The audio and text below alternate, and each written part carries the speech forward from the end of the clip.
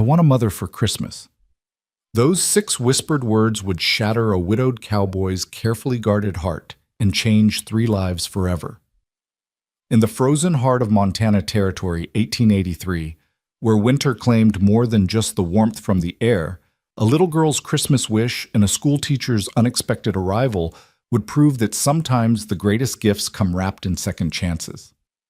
This is their story, a tale of loss, courage, and the kind of love that refuses to stay buried beneath the snow.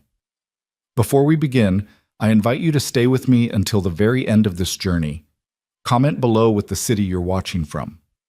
I love seeing how far these stories travel across the world. Now let's step back in time to a Christmas that changed everything. The wind cut through Montana Territory like a blade of ice, whipping across the main street of Redemption Creek, with the kind of cold that made a man's bones ache just thinking about it. Jonas Merrick pulled his daughter closer against his side as they walked toward the center of town, her small hand tucked firmly inside his leather-gloved one. Even through the thick wool of her coat, he could feel her trembling, though whether from cold or excitement, he couldn't say. "Papa, do you think he'll really be there?" Ellie's voice was muffled by the scarf wrapped around her face, but Jonas could hear the hope threaded through every word. "Santa doesn't miss the Christmas festival, sweetheart," Jonas replied, his breath forming white clouds in the December air. "Been coming to Redemption Creek since before you were born." It was one of the few things that hadn't changed, one of the few traditions Jonas still allowed himself to keep, even after everything else had been stripped away. The town square had transformed overnight into something almost magical. Lanterns hung from every storefront, their warm glow pushing back against the gathering dusk.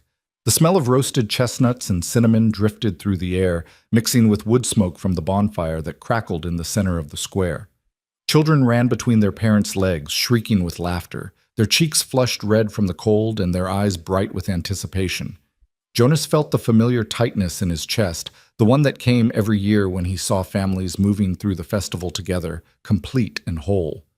Mothers straightening their children's scarves, fathers hoisting little ones onto their shoulders. Couples walking arm in arm, their heads bent together in conversation. He pushed the feeling down, buried it deep where it couldn't reach him. This day wasn't about his own quiet grief. It was about Ellie, about giving her something to remember beyond the emptiness that had settled over their ranch house like a second winter. "There!" Ellie suddenly yanked on his hand, pointing toward the far end of the square where a makeshift throne had been erected on a raised platform. "There's Santa, Papa! I see him!" Sure enough, there sat old Martin Grayson in his annual role, his genuine white beard requiring no enhancement, his round belly authentic from his wife's excellent cooking. The red suit might have been a bit threadbare in places, but to the children of Redemption Creek, he was as real as Christmas morning. A line of eager youngsters already snaked away from the platform, parents hovering nearby with indulgent smiles. Jonas felt Ellie tugging him forward with surprising strength for such a small thing. "Easy now," he murmured, but he let himself be pulled along. "He's not going anywhere." They took their place at the end of the line, and Jonas found himself studying his daughter's face as she stared ahead with single-minded focus. At 6 years old, Ellie Merrick was the perfect blend of him and her mother, his dark hair and serious eyes, but Sarah's delicate features and stubborn chin. Looking at her sometimes hurt more than Jonas could articulate, like staring directly into the sun until his eyes burned. The line moved slowly forward. Each child took their turn whispering secrets into Santa's ear, their faces solemn with the weight of their wishes. Jonas watched mothers and fathers exchange knowing glances, already mentally cataloging which requests could be fulfilled and which would require gentle explanation come Christmas morning. When it was finally Ellie's turn, she practically launched herself up the steps to the platform. Jonas started to follow, but she turned back with a look that stopped him in his tracks. "I need to talk to Santa by myself, Papa." But something in her voice, a maturity that shouldn't have belonged to a 6-year-old, made Jonas nod slowly. "All right, sweetheart, I'll be right here." He watched from the base of the platform as Ellie climbed onto Santa's lap with practiced ease. Martin Grayson's weathered face creased into a genuine smile as he looked down at her, one hand steadying her small frame. "Well, well, if it isn't Miss Ellie Merrick," the old man's voice carried clearly in the cold air. Have you been a good girl this year? Ellie nodded solemnly. I've tried real hard, Mr. Grayson. I mean, Santa. Jonas saw Martin's eyes twinkle with amusement. I'm sure you have, little one. Now, what can Santa bring you for Christmas? This was the moment Jonas had been both anticipating and dreading. The moment when Ellie would ask for something he couldn't give her, when the impossible would be requested with the absolute faith of childhood. He braced himself for the familiar requests. A doll, a pony, a music box like the one her mother used to have. But instead of speaking aloud, Ellie leaned close to Martin's ear, cupping her small hands around her mouth to create a private channel for her wish.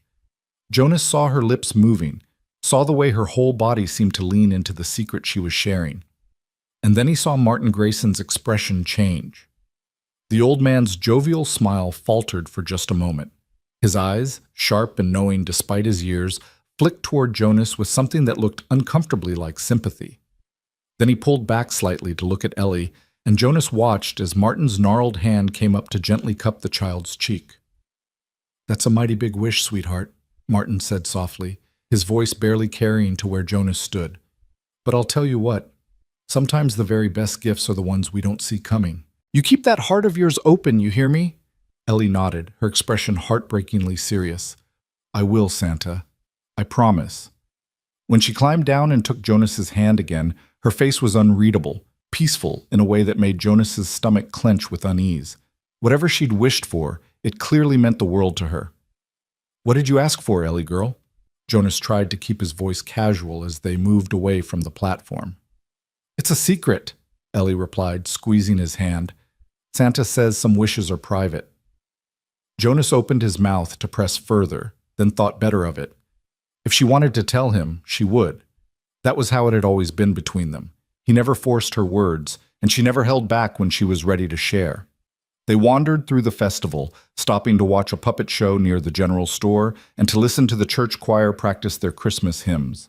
Jonas bought Ellie a cup of hot cider and a gingerbread cookie shaped like a star, and for a while they simply stood near the bonfire, soaking in its warmth while the snow began to fall in earnest. It was as Jonas was finishing his own cup of cider that he noticed her. She stood near the entrance to the general store, a figure that seemed somehow separate from the bustle of the festival, despite being right in the middle of it. Tall and slender, wrapped in a deep green traveling coat that spoke of quality and care, she held herself with the kind of posture that suggested both confidence and caution. Her hair, a rich auburn that caught the lantern light, was pinned up beneath a practical hat, but a few rebellious strands had escaped to frame a face that was striking rather than conventionally pretty. But it was her eyes that caught Jonas's attention. Even from across the square, he could see they were sharp and assessing, taking in every detail of the town with the kind of careful observation that marked someone who'd learned to read situations quickly. They were the eyes of someone who'd seen things, perhaps more than she'd wanted to see. And then those eyes met his. The moment stretched between them, unexpected and somehow significant. Jonas felt something shift in his chest, not the tightness he'd grown accustomed to, but something else entirely, something that felt dangerously close to warmth. The woman held his gaze for a long moment, her expression unreadable. Then her lips curved into the smallest of smiles, polite, distant, but not unkind, before she turned and disappeared into the general store. Papa, who's that lady? Jonas looked down to find Ellie watching him with those two knowing eyes, her gingerbread cookie forgotten in her hand. I don't know, sweetheart. Jonas cleared his throat, unsettled by how much he wanted to know the answer to that question. Must be someone new in town. She's pretty, Ellie observed with the straightforward honesty of childhood. Don't you think she's pretty, Papa? I suppose, Jonas replied carefully, steering them away from the general store toward the other side of the square. Come on. I think Mrs. Henderson has those ribbon candies you like. But even as they walked, even as he listened to Ellie chatter about the puppet show and the carols, part of Jonas's attention remained fixed on that moment of connection, on sharp eyes and auburn hair and the kind of smile that suggested both intelligence and wariness. He told himself it meant nothing, that it was simply the surprise of seeing a new face in town, the natural curiosity any man would feel. He told himself that the flutter in his chest was just the cold air catching in his lungs. He told himself a lot of things that December evening, standing in the falling snow while his daughter hummed Christmas hymns and the town celebrated around them. But Jonas Merrick had never been particularly good at lying, especially to himself. The festival wound down as darkness settled fully over Redemption Creek. Families began drifting toward home, children drooping with exhaustion, parents carrying the smallest ones. Jonas and Ellie lingered near the bonfire, neither quite ready to return to the ranch house that would feel all the emptier after the warmth and noise of the celebration. "Papa? Do you think Mama can see us right now?" Ellie's question was matter of fact, without the tremor of tears that such questions had carried in the first year after Sarah's death. Jonas looked down at his daughter, at the firelight dancing across her serious little face, and chose his words carefully. "I think if there's any way she can, she is. And I think she's glad we came to the festival tonight." Ellie nodded, satisfied with this answer. Then she leaned her head against his side, and Jonas wrapped his arm around her small shoulders, holding her close. "I miss her," Ellie said softly. "But not as much as I used to. Is that bad?" "No, sweetheart." Jonas's voice was rough. "That's not bad. That's just life finding a way forward." They stood together in the firelight, father and daughter, two people learning to carry their grief while still making room for moments of joy. Around them, the last of the festival goers called out their good nights, their voices carrying clear in the cold air. Jonas was just about to suggest they head for home when the door of the general store opened again, and the woman in the green coat emerged. She carried a package wrapped in brown paper, and she moved with the careful precision of someone navigating unfamiliar territory. This time, when their eyes met, Jonas found himself nodding in acknowledgement. The woman paused, seeming to weigh something in her mind, then returned the nod with that same small, careful smile. "Evening," Jonas called out, surprising himself. "Good evening." Her voice carried a hint of East Coast education, Boston maybe, or Philadelphia.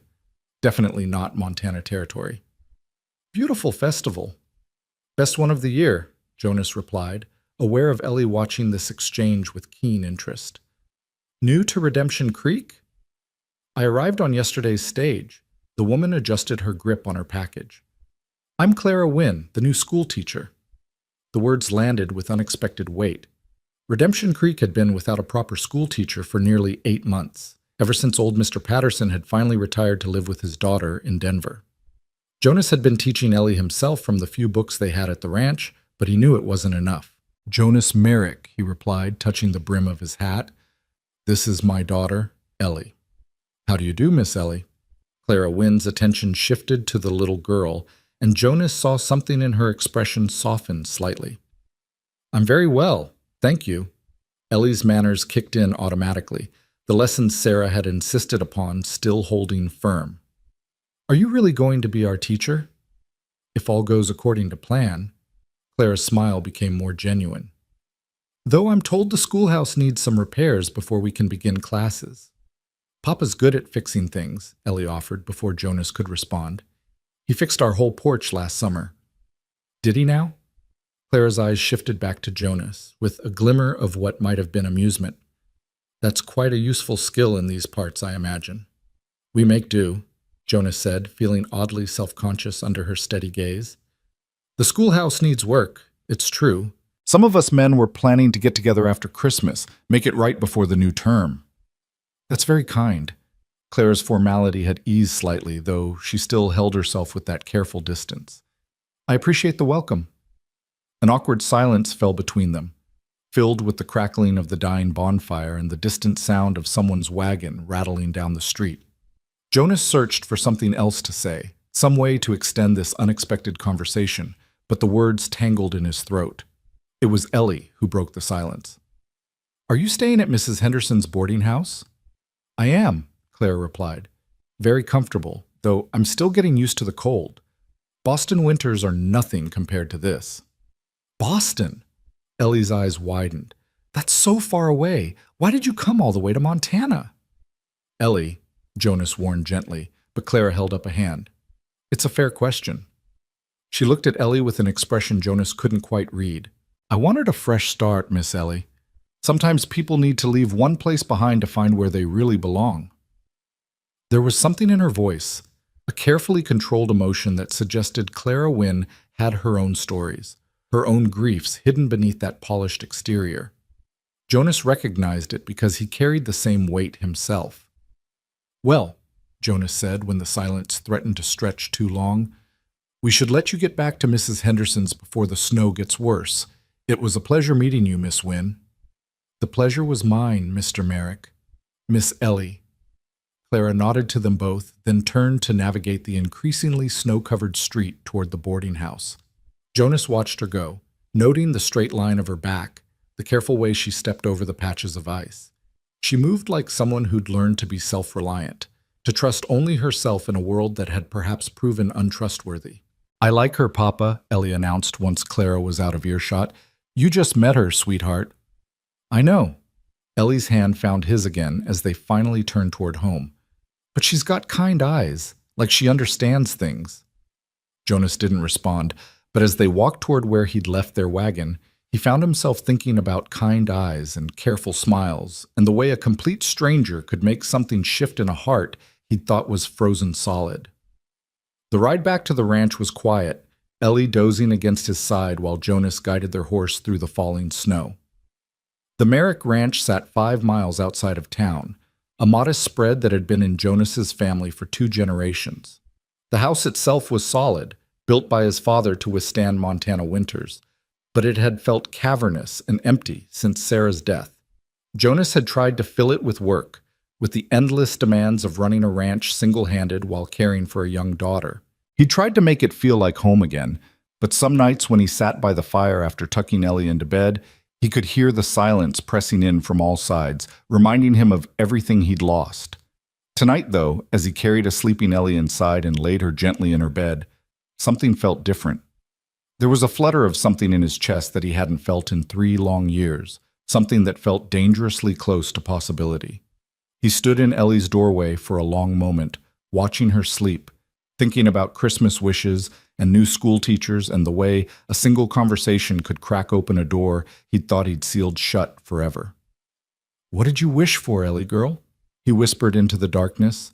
"What secret did you tell Santa?" But his daughter slept on, her face peaceful, her hand tucked under her cheek the way Sarah used to sleep. Jonas moved to his own room, the larger bedroom he'd shared with his wife, and stood at the window looking out over the snow-covered valley.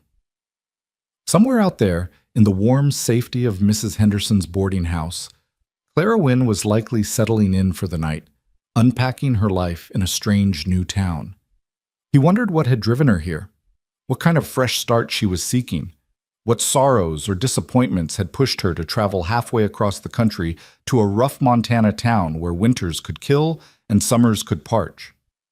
He wondered, and then he forced himself to stop wondering, because wondering led to hoping, and hoping led to wanting, and wanting things he couldn't have had brought Jonas Merrick nothing but pain. Better to keep his head down, his heart closed, his focus on the only thing that mattered, raising his daughter and keeping their small family of 2 moving forward through the seasons. But even as he told himself these familiar truths, even as he climbed into bed and pulled the quilts up against the cold, Jonas couldn't quite shake the memory of sharp eyes meeting his across a snowy town square. He couldn't quite forget the way his heart had responded to that single, careful smile. And somewhere in the house, tucked safe in her bed, Ellie Merrick slept with a secret wish folded close to her heart, a wish that would change everything, if only her father could find the courage to let it. The snow fell steadily through the night, blanketing Redemption Creek and the surrounding valley in a fresh layer of white. It covered the festival grounds, silencing the last echoes of celebration. It gathered on windowsills and doorsteps, promising a cold but beautiful Christmas morning.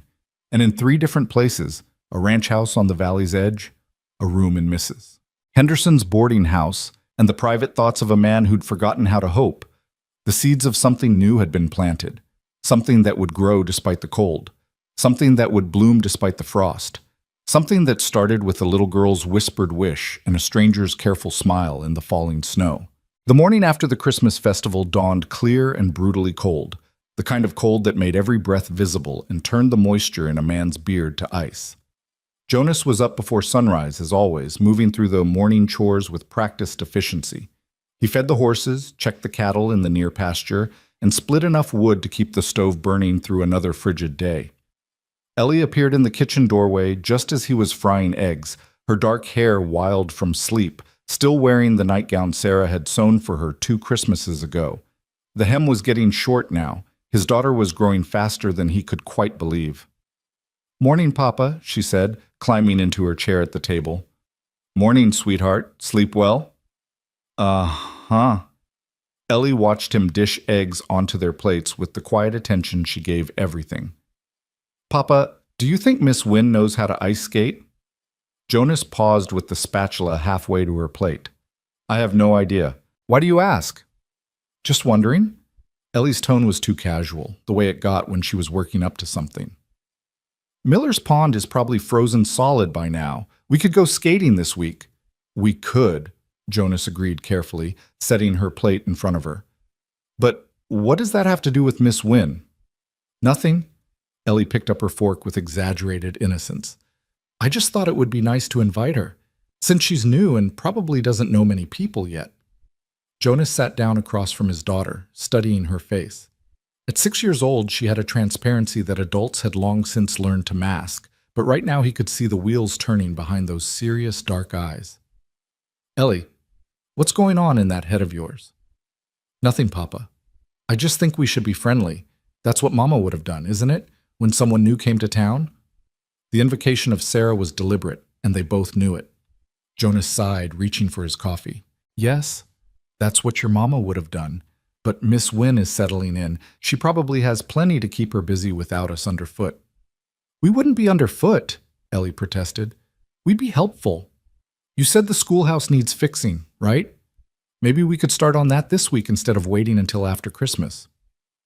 Jonas looked at his daughter over the rim of his coffee cup, recognizing the stubborn set of her jaw. That was pure Sarah, too. Once his wife had gotten an idea in her head, there was no shifting it until she'd seen it through. "Eat your breakfast," he said finally. "We'll see." It wasn't a yes, but it wasn't a no either, and Ellie's satisfied smile told him she knew exactly which way the wind was blowing. 3 days later, Jonas found himself driving the wagon back into Redemption Creek with a load of lumber and tools, Ellie bundled up beside him, chattering about everything and nothing. He told himself he was doing this purely for practical reasons. The schoolhouse did need repairs, and there was no sense waiting when the weather was clear enough to work. The fact that the new schoolteacher might appreciate the gesture was entirely secondary. He told himself that lie approximately 17 times on the drive into town. The schoolhouse sat on the north edge of Redemption Creek, a simple wooden structure that had seen better days. The roof sagged slightly in the middle. Several windows had cracks that would let in the winter wind, and the front steps were rotted through in places. Jonas pulled the wagon up alongside the building and set the brake, already mentally cataloging what needed to be done first. "Can I go find Miss Wynne, Papa?" Ellie was already climbing down before he could answer. "Stay where I can see you," Jonas called after her, but she was already running toward the center of town, her braids flying behind her. He shook his head and began unloading lumber, telling himself he was not disappointed that Clara Wynne hadn't happened to be at the schoolhouse already. Of course she wouldn't be. She had no way of knowing he'd be here, and she likely had her own business to attend to. Jonas had just started examining the rotted steps when he heard voices approaching. Ellie's bright chatter, and then another voice, cultured, measured, distinctly Eastern. "And Papa brought all the wood and everything. He says we can fix it up real nice before Christmas." "That's very ambitious," Clara Wynne replied, amusement coloring her tone. "These repairs look quite extensive." Jonas straightened up, wiping his hands on his work pants, and turned to find Ellie towing Clara toward the schoolhouse, like a prize she'd won at the fair. The teacher wore a practical dark blue dress today, a heavy shawl wrapped around her shoulders, and her auburn hair was pulled back in a severe knot. But her eyes, those sharp, assessing eyes, were warm as they looked at his daughter. Then they shifted to Jonas, and he saw something flicker there. Surprise, perhaps? Or maybe the same uneasy awareness that had been dogging him since the festival. "Mr. Merrick," Clara said, stopping a polite distance away. "This is unexpected." "Miss Wynne," Jonas touched his hat brim. Figured there was no sense waiting to get started on the repairs. Weather's clear enough to work, and Ellie's been after me to do something useful with our time." "I see." Clara's lips curved slightly. "And are you always so easily influenced by a 6-year-old?" "When she makes good sense, usually." Jonas found himself almost smiling back. "Though I try not to let her know that." "Too late, Papa," Ellie announced cheerfully. "I already know," Clara laughed, a genuine sound that transformed her careful features into something almost luminous. Jonas felt that same flutter in his chest, that dangerous warmth that had no business being there. "Well then," Clara said, moving closer to examine the schoolhouse, "what's the damage?" For the next hour, Jonas walked her through what needed doing: the roof repairs, the window replacements, the complete reconstruction of the front steps. Clara listened with focused attention, asking intelligent questions about materials and timelines. She had clearly never swung a hammer in her life, but she understood structural problems with a precision that surprised him. "I apologize for the condition of the building," she said as they stood looking up at the sagging roofline. "In my correspondence with the town council, I was led to believe the schoolhouse was, well, less derelict." "It's been a hard few years," Jonas replied. "We lost Mr. Patterson, and folks have been scrambling just to keep their own places running. The school sort of fell through the cracks." "I understand." Clara's voice carried no judgment, only acceptance. "It happens everywhere, not just in Montana. People do the best they can with what they have."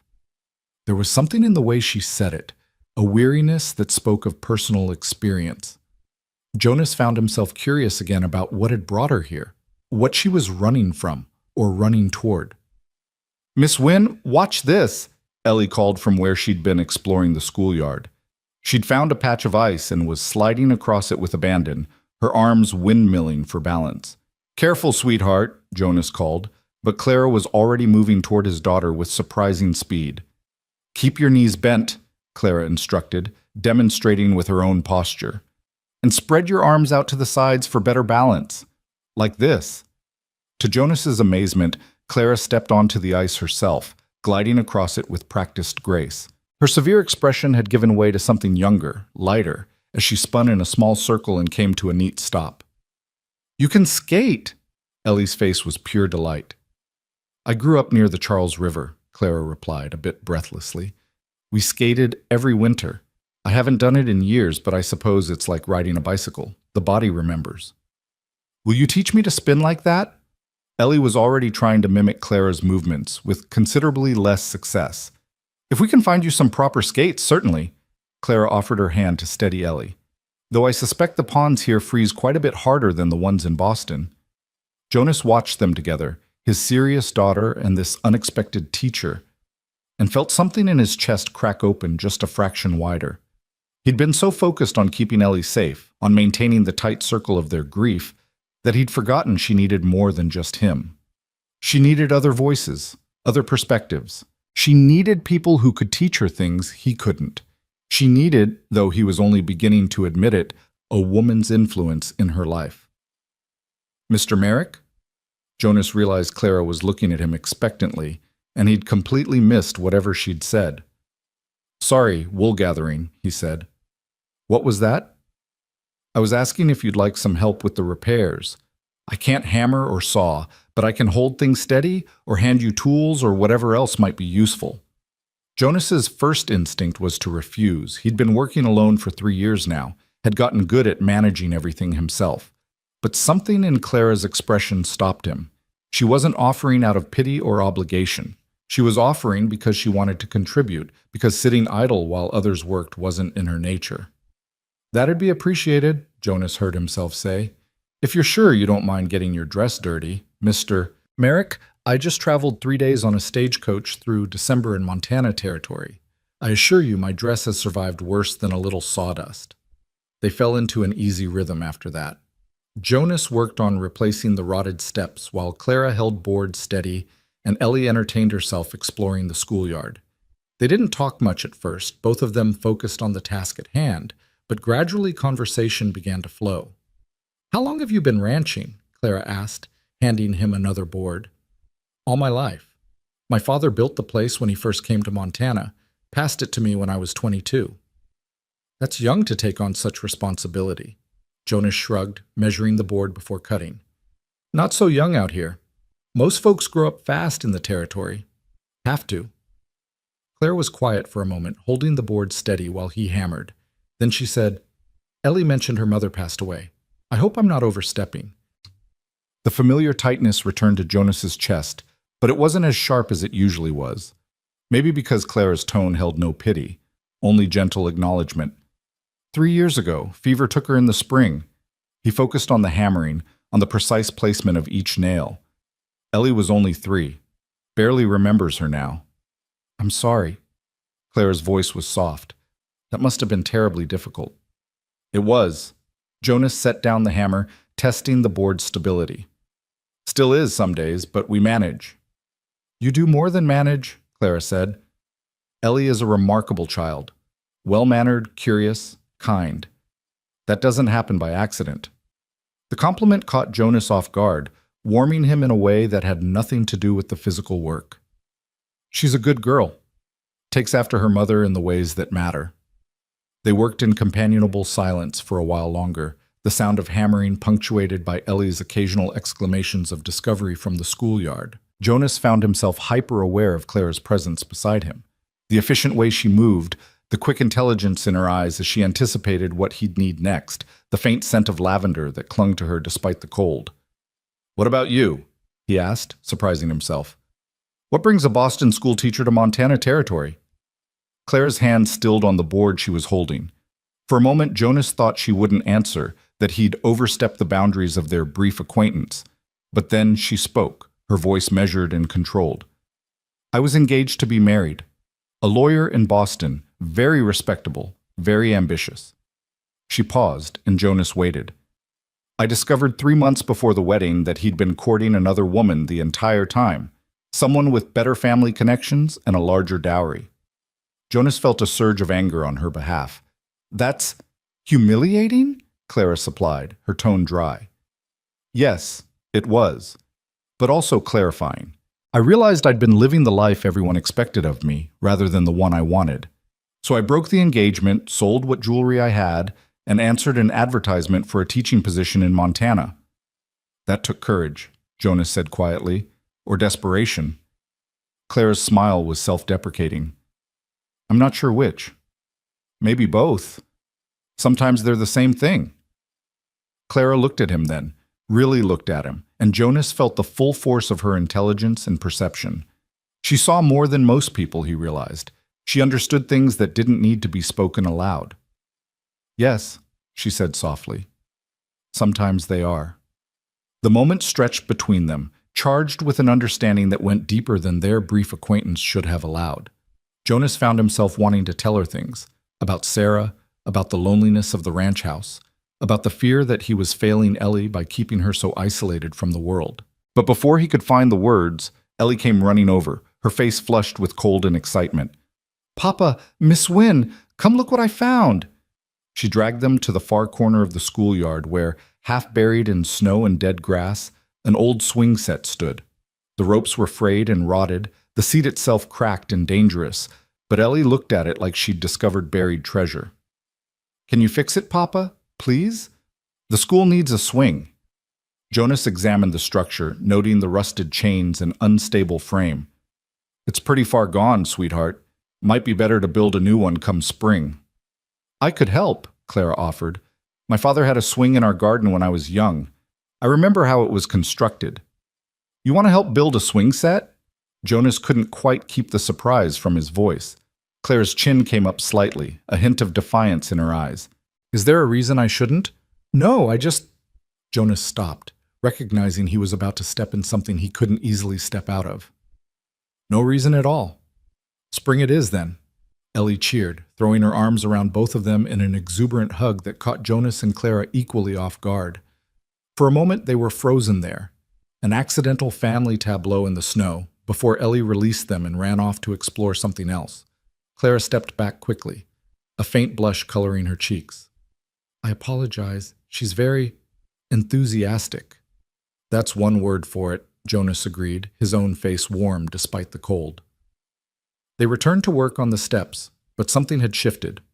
The air between them felt charged now, full of possibilities neither of them was quite ready to acknowledge. Jonas found his awareness of her intensifying, the way she tucked a loose strand of hair behind her ear when she concentrated, the small crease that appeared between her eyebrows when she was thinking, the grace of her movements despite the awkwardness of the work. By the time the sun began its descent toward the horizon, they'd accomplished more than Jonas had hoped.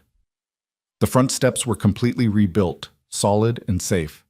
The worst of the window cracks had been temporarily sealed, and he'd assessed exactly what would be needed for the roof repairs.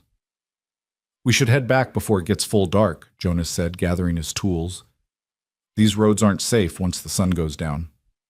"Of course." Clara brushed sawdust from her dress with limited success. "Thank you for doing this, Mr. Merrick. You didn't have to." "Jonas," he heard himself say, "we're going to be working together on this building for a while. Might as well be on first-name terms." Clara hesitated, then nodded. "Clara, then, and you're right. We'll be seeing quite a lot of each other, I suspect." The thought sent a warm flutter through Jonas's chest that he firmly told himself was nothing more than anticipation of getting the schoolhouse finished. He loaded Ellie into the wagon, but before he could climb up himself, Clara called out to him. "Jonas?" She stood in the schoolyard, wrapped in her shawl, looking somehow both vulnerable and strong in the fading light. "Would you—" "That is, Ellie mentioned something about ice skating on Miller's Pond." Jonas's heart did an unexpected somersault. "She did she? I hope she wasn't speaking out of turn, but I wondered if perhaps, if you were planning to go, if I might join you. I haven't skated in so long, and She trailed off, and for the first time since he'd met her, Clara looked uncertain.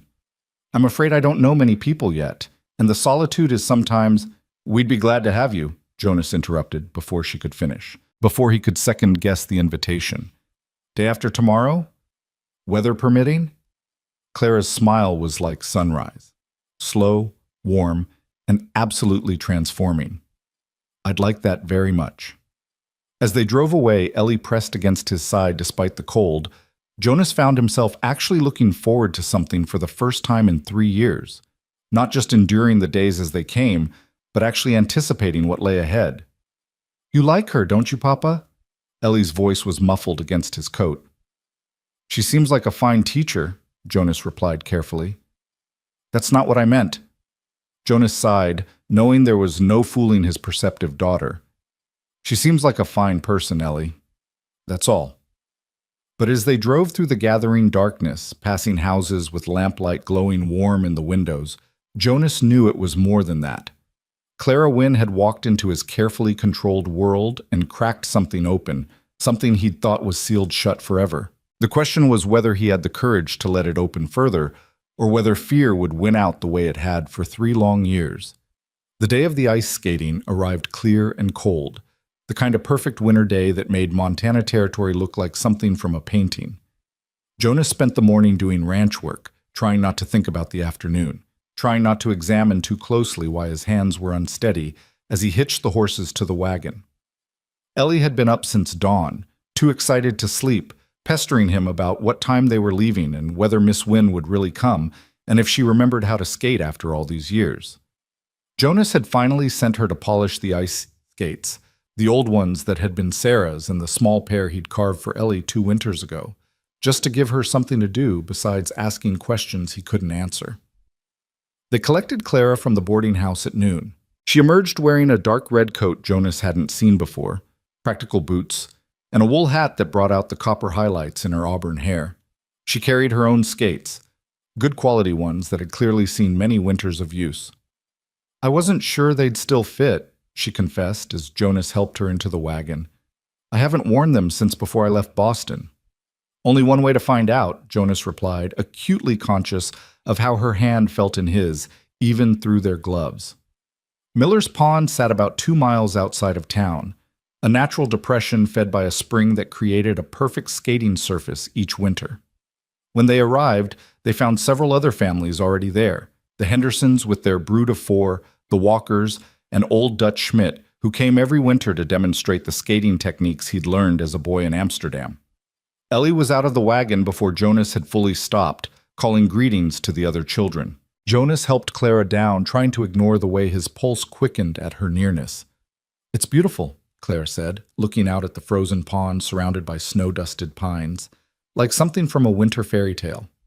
Wait until you're out on the ice, Jonas replied. Then it's less fairy tale and more survival.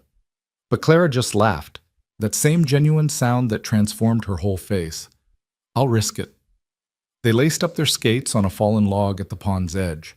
Jonas's own skates were ancient, his father's originally, but still serviceable. He got Ellie settled first, making sure her small skates were tight enough to provide support, then helped Clara with a buckle that had frozen. There's a trick to these old ones, he said, working the stiff leather. You have to warm them first, Clara finished. I remember. My father taught me that. Their eyes met, and Jonas became suddenly aware of how close they were sitting, how his hands were still on her skate, how her face was tilted up toward his. He cleared his throat and stepped back. That should hold, he said, his voice rougher than intended. The ice was perfect, smooth and solid, with just enough texture to provide grip. Ellie took off immediately, her technique more enthusiasm than skill, but she stayed upright, and that was what mattered. Jonas glided out after her, his body remembering rhythms it hadn't practiced in years. And then Clara joined them, and Jonas forgot about everything else. She moved across the ice like music given form, graceful, confident, completely at home. She'd clearly been an accomplished skater in her youth, and muscle memory took over despite the years away. She swept past him in a wide arc, her coat flaring out behind her, her face alight with pure joy. You didn't mention you were an expert, Jonas called out, skating after her. I'm rusty, Clara protested, but she was smiling. Give me a few minutes and I'll probably fall flat on my face. She didn't fall. If anything, she grew more confident as she warmed up, attempting spins and turns that drew appreciative comments from the other skaters. Ellie was mesmerized, following Clara around the pond like a devoted pupil, trying to copy her movements. Jonas contented himself with simply watching them, his daughter, and this unexpected woman who'd entered their lives just days ago. He saw how patient Clara was with Ellie's questions, how she broke down complex movements into simple steps a 6-year-old could manage. He saw how she encouraged without coddling, pushed without overwhelming. He saw how Ellie bloomed under that attention, growing bolder and more confident with each circuit around the pond. She's a natural teacher, isn't she? Jonas turned to find Martha Henderson skating up beside him, her round face pink from cold and exertion. Seems to be, Jonas agreed. Good thing, too. This town's needed a proper school for far too long. Martha paused, then added with studied casualness, She's pretty, too. And single, I understand. Jonas gave his neighbor a warning look. Martha, I'm just saying. Martha held up her hands in mock surrender. It's been 3 years, Jonas. Sarah wouldn't want you to be alone forever. I'm not alone. I have Ellie. That's not the same thing, and you know it. Martha's voice gentled. That little girl needs a mother. And you need... What I need, Jonas interrupted firmly, is to keep focused on getting through each day. That's all I can handle right now. But even as he said it, his eyes tracked back to Clara, who was showing Ellie how to skate backwards. And Martha, damn her, noticed. Uh-huh, she said knowingly. Just getting through each day, that's all. She skated away before Jonas could respond, leaving him alone with thoughts he didn't want to examine too closely. The afternoon wore on. The sun hung low in the winter sky, painting everything gold and pink. One by one, families began packing up, heading home before the temperature dropped with nightfall. But Jonas found himself reluctant to leave, reluctant to break the spell of this perfect day. Ellie, exhausted from hours of skating, had fallen asleep wrapped in blankets in the wagon. Clara sat beside Jonas on the fallen log, unlacing her skates, her cheeks flushed from exercise and cold. Thank you for inviting me, she said quietly. I can't remember the last time I enjoyed myself so much. Thank Ellie. It was her idea. Jonas worked on his own skates, focusing on the buckles to avoid looking at Clara's face. Was it really? Clara's tone suggested she wasn't fooled. Well, thank you for agreeing to it then. They sat in comfortable silence for a moment, the only sounds the distant voices of the last families leaving and the whisper of wind through the pines. Jonas, Clara said finally, can I ask you something? Depends on what it is. Why didn't you remarry? In 3 years, surely there must have been women who... She stopped, seeming to realize she'd overstepped. I'm sorry. That's far too personal. Jonas should have agreed, should have shut down the conversation. Instead, he found himself answering with an honesty that surprised him. Because I was scared, he said simply. Scared of losing someone again. Scared of letting Ellie get attached and then having that person leave. Scared that what Sarah and I had was the only chance I'd ever get at that kind of love, and anything else would just be settling. Clara was quiet, absorbing this. Then she said, That's not living, though. That's just existing. There's a difference. Is there? Jonas finally looked at her, found her watching him with those sharp, understanding eyes. Seems to me existing is safer. Less chance of getting your heart torn out again. Safer, yes, but also lonelier. Clara held his gaze. Trust me, I know. I spent 2 years after my engagement ended telling myself I was better off alone, that trusting someone again would just lead to more pain. But then I realized I was so busy protecting myself that I'd stopped actually living my life. So you came to Montana. So I came to Montana, Clara confirmed. To teach, yes, but also to remember how to be open to possibilities, to stop letting fear make all my decisions for me. Jonas wanted to argue, wanted to defend his careful control, his protective walls. But sitting there in the fading light, watching Clara's face, he couldn't quite find the words. Fear isn't the same as being broken, Clara said softly. It's just fear, and we can choose whether to let it rule us or whether to push past it. Before Jonas could respond, Ellie's sleepy voice called from the wagon. Papa, are we going home now? The moment broke. Jonas stood, offering his hand to help Clara up. She took it, and for just a second, neither of them let go. They stood there, hands clasped, something unspoken flowing between them. Then Clara squeezed gently and released him, moving to gather her things. Jonas watched her, his mind spinning, his carefully constructed defenses cracking wider with every moment he spent in her presence. The drive back to town was quiet, Ellie dozing between them, the horses finding their own way through familiar roads. When they reached the boarding house, Jonas helped Clara down, acutely aware of how natural it felt to have his hands on her waist, how right it seemed to have her close. Same time tomorrow? The words were out before Jonas could stop them. For working on the schoolhouse, I mean. Clara smiled, and it was like the sun coming out from behind clouds. I'd like that. Very much. She went inside and Jonas climbed back into the wagon, his heart pounding like he'd run a mile. Ellie stirred, blinking up at him sleepily. Papa? Yes, sweetheart? I think my Christmas wish might be coming true. Jonas looked down at his daughter, at her peaceful, knowing smile, and felt something shift in his chest, something that felt terrifyingly like hope. Maybe so, Ellie girl, he whispered. Maybe so. The days leading up to Christmas fell into a rhythm that Jonas hadn't experienced in 3 years, a rhythm that included more than just survival and solitude. Each morning he'd complete the ranch work, then drive into town with Ellie to continue repairs on the schoolhouse. And each day, Clara would be there waiting, her sleeves rolled up despite the cold, ready to help in whatever way she could. They worked well together, Jonas discovered.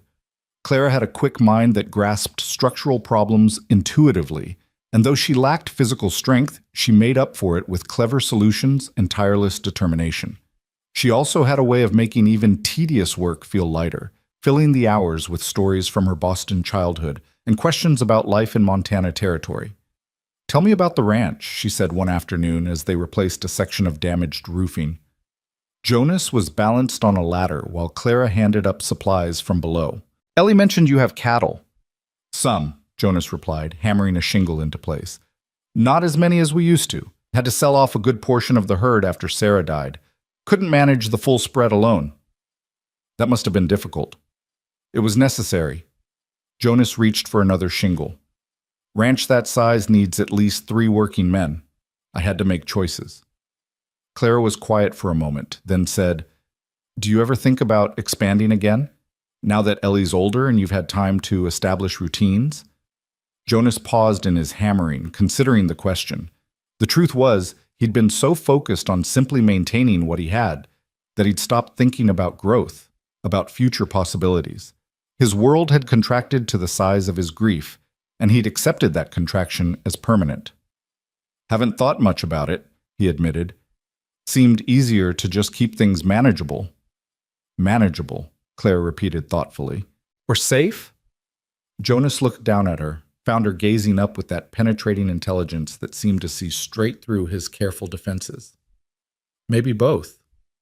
There's nothing wrong with being cautious, Clara said, but there's a difference between caution and just stopping, letting fear freeze you in place. You think that's what I've done?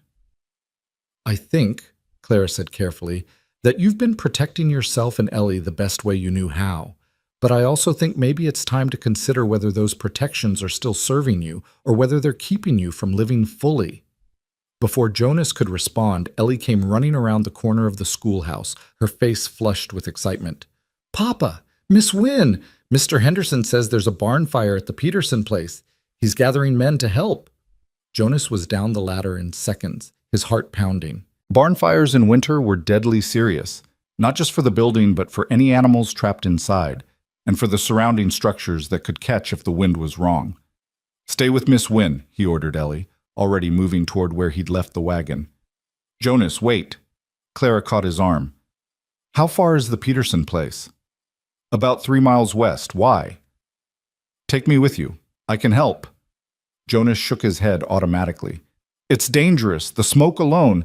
I'm not fragile, Clara interrupted, her voice firm. And an extra pair of hands could make a difference.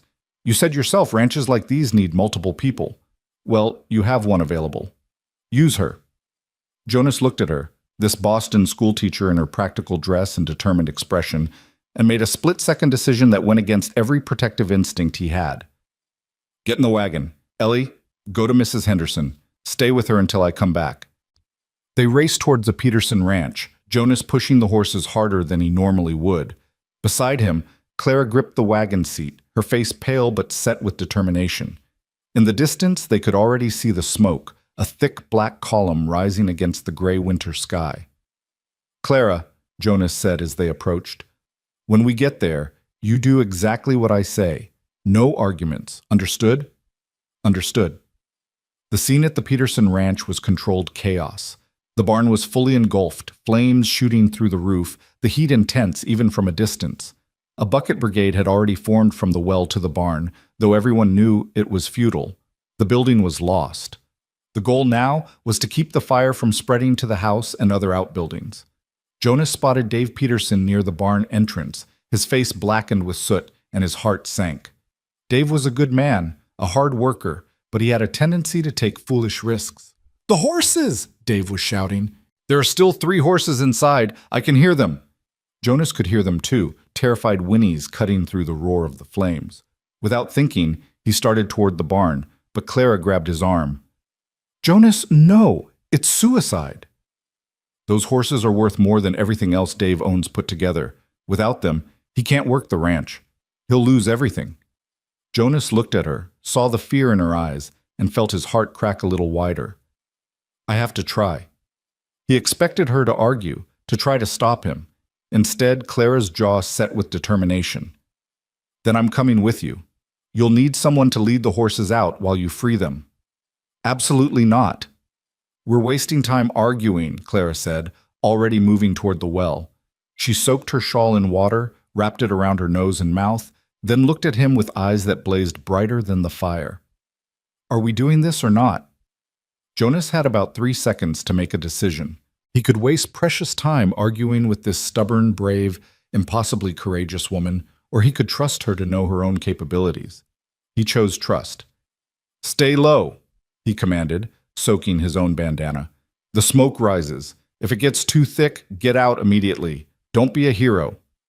Says the man running into a burning barn, Clara shot back, but there was something in her voice, fear mixed with admiration, that made Jonas's chest tighten.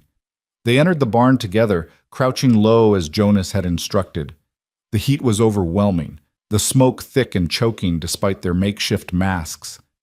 Jonas could barely see 3 feet in front of him, but he knew this barn's layout. He'd helped Dave build it 5 years ago. This way! He shouted over the roar of flames, grabbing Clara's hand to pull her toward the stalls. The horses were in the back corner, thank God, where the fire hadn't reached yet.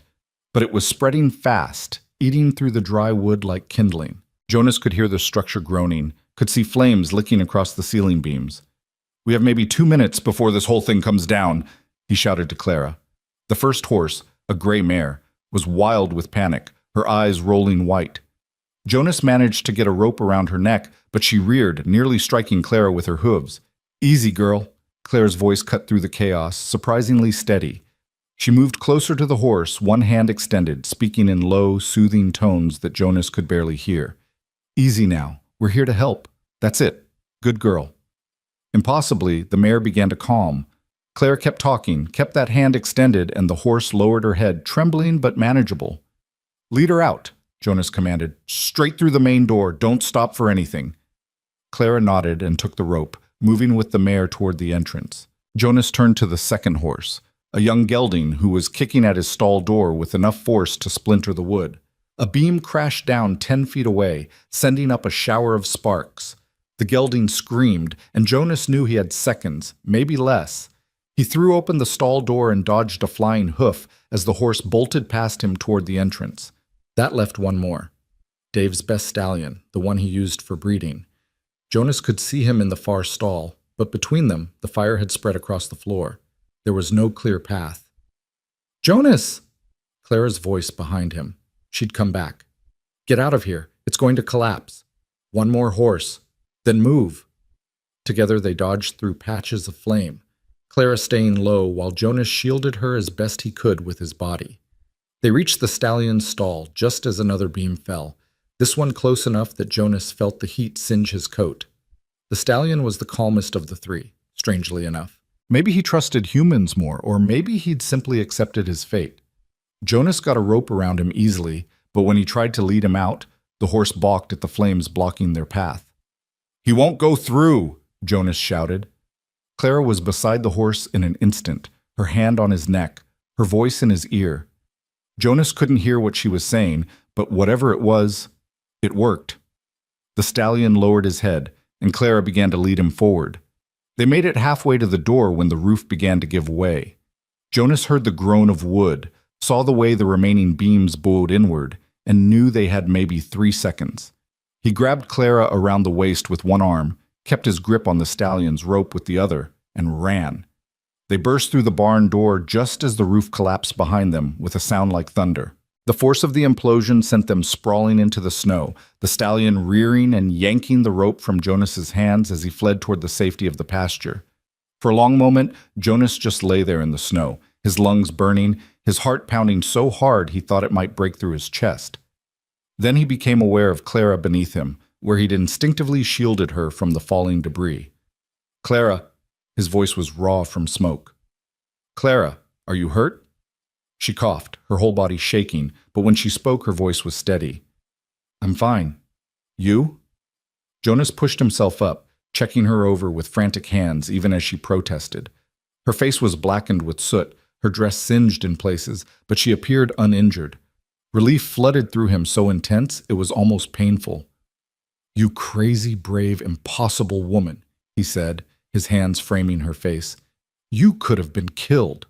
"So could you," Clara replied, her own hands coming up to grip his wrists. "But we weren't. We saved them, Jonas, all 3 horses." Around them, the bucket brigade had given up on the barn and was focusing on keeping the nearby structures wet.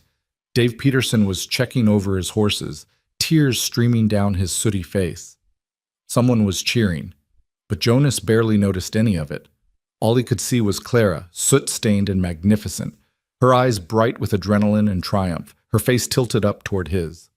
"You were incredible in there," he said quietly, his thumbs stroking her cheeks, unable to stop touching her, to confirm she was real and whole and safe. "The way you handled those horses, the way you stayed calm." "I was terrified," Clara admitted. "But you needed help, and I wasn't going to let you go in there alone." "Why?" The question came out rougher than Jonas intended. "Why would you risk yourself like that? You barely know me, barely know this town." "Because it mattered," Clara said simply. "Because you mattered.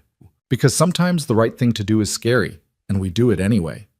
Jonas became suddenly aware of how close they were, how his hands still cradled her face, how her fingers still gripped his wrists. how the entire town was probably watching them. He should pull away, should step back, should remember all the reasons this was complicated and dangerous and too fast. Instead, he found himself leaning closer. "Jonas," Clara whispered, her eyes searching his face. "Tell me to stop," he said, his voice barely audible over the crackle of the dying fire. "Tell me this is too soon, too much, and I'll step back." Claire's hand slid from his wrist to his face, mirroring his own gesture. "I don't want you to stop." He kissed her there in the snow, surrounded by smoke and chaos, in front of half the town. It was gentle and fierce all at once, tasting of soot and desperation, and something that felt terrifyingly like hope. Clara kissed him back with equal intensity, her fingers threading through his hair, and Jonas felt 3 years of carefully constructed walls crumble to dust. When they finally pulled apart, both breathing hard, Jonas rested his forehead against hers. "I'm scared," he admitted.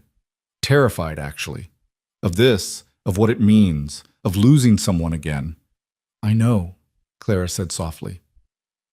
"I'm scared too. But Jonas, fear isn't the same as being broken. It's just fear. And we get to choose whether it rules us or whether we push past it." Her own words spoken back to him. Jonas let out a shaky laugh. "When did you get so wise?" "I've always been wise," Clara replied, a smile in her voice. "You just weren't paying attention." Someone cleared their throat loudly, and Jonas looked up to find Dave Peterson standing a few feet away, grinning despite the destruction of his barn. "Don't mean to interrupt," Dave said, his eyes twinkling, "but I figure I owe you to a debt I can never repay. Those horses, Jonas, you know what they mean to my operation." "Just glad we got them out," Jonas replied, finally stepping back from Clara, though he kept hold of her hand. "How's the house?" "Untouched, thanks to the bucket brigade. We'll rebuild the barn come spring." Dave's grin widened. "And it looks like you might be rebuilding a few things yourself." Jonas felt heat rise to his face that had nothing to do with the fire. Clara squeezed his hand, and when he looked at her, she was smiling too, a bit embarrassed but not ashamed. The ride back to town was quiet, both of them processing what had happened, both the fire and what had happened between them. Jonas's hands were steady on the reins, but inside, his emotions were in turmoil. 3 years of grief and fear and careful control, and one brave woman had broken through all of it in the space of weeks. "Jonas," Clara said as they approached town, "what happens now?" It was a fair question. They'd crossed a line back there in the snow, and there was no uncrossing it. The whole town would be talking by nightfall. Ellie would have questions. Everything would change. "I don't know," Jonas admitted. "I haven't thought past keeping you alive for the next 5 minutes." Clara laughed, and the sound loosened something in Jonas's chest. "Well, I'm alive. So what now?" Jonas pulled the wagon to a stop just outside town, turning to face her fully. In the fading afternoon light, with soot still smudging her face and her hair coming loose from its pins, Clara Wynne was the most beautiful thing he'd ever seen. "Now I ask if I can court you properly," he said. "If you're willing to take a chance on a widowed rancher with a young daughter and more fear than sense." "I think," Clara said carefully, "that the question is whether you're willing to take a chance on a stubborn schoolteacher from Boston who has her own share of fears and complications." "Is that a yes?" Clara's smile was radiant. "That's a yes." They completed the drive into town with clasped hands, and when Jonas helped Clara down at the boarding house, he held on a moment longer than necessary. "Tomorrow?" he asked. "Christmas Eve dinner at the ranch? I know it's fast, but Ellie would love to have you, and I—" He stopped, fumbling for words. "I'd like you to be there." Clara's eyes softened. "I'd be honored. What time should I arrive?" 3 o'clock? Gives you time to settle in after whatever preparations you need to do." 3 o'clock, Clara confirmed. Then, with a glance around to ensure they weren't being observed too closely, she rose on her toes and pressed a quick kiss to his cheek. "Thank you, Jonas. For today. For all of it." She disappeared into the boarding house before Jonas could respond, leaving him standing beside the wagon with a hand pressed to his cheek and a heart that felt like it might burst. Ellie was waiting at the Hendersons, practically vibrating with anxiety, until Jonas walked through the door. She threw herself at him, with enough force to nearly knock him over. Papa, Mrs. Henderson said there was a fire and you went inside and I'm fine, sweetheart. Jonas held her close, breathing in the familiar scent of her hair, letting her solid presence ground him. Everything's fine. Is Miss Wynne okay? Did she go with you? Mrs. Henderson said she saw Miss Wynne in the wagon.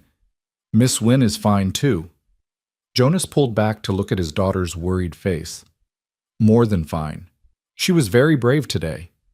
She helped save the horses? She did. Ellie's face transformed from worry to wonder. She's amazing, isn't she, Papa?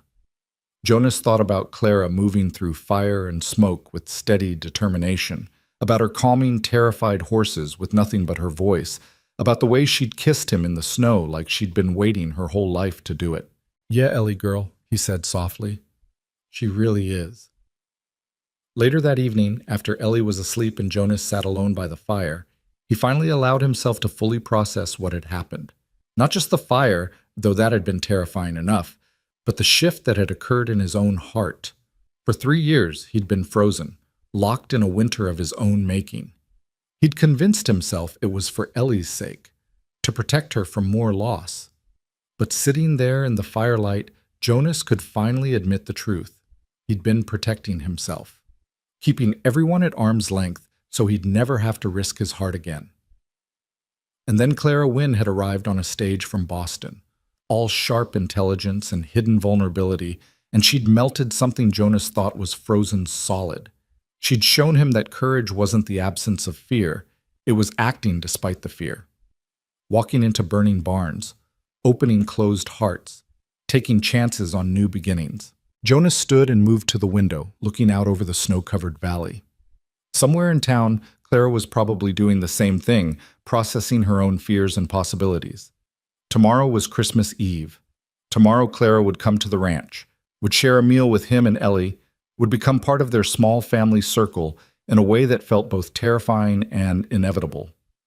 Jonas pressed his hand against the cold glass, watching his breath fog the window.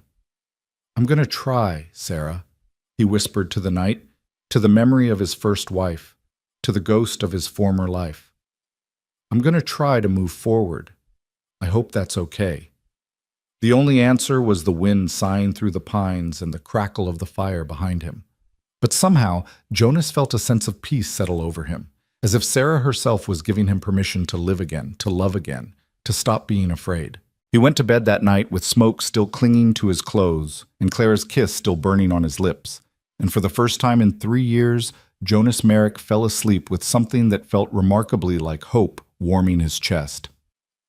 The next morning dawned clear and cold, Christmas Eve, with all its promise and possibility.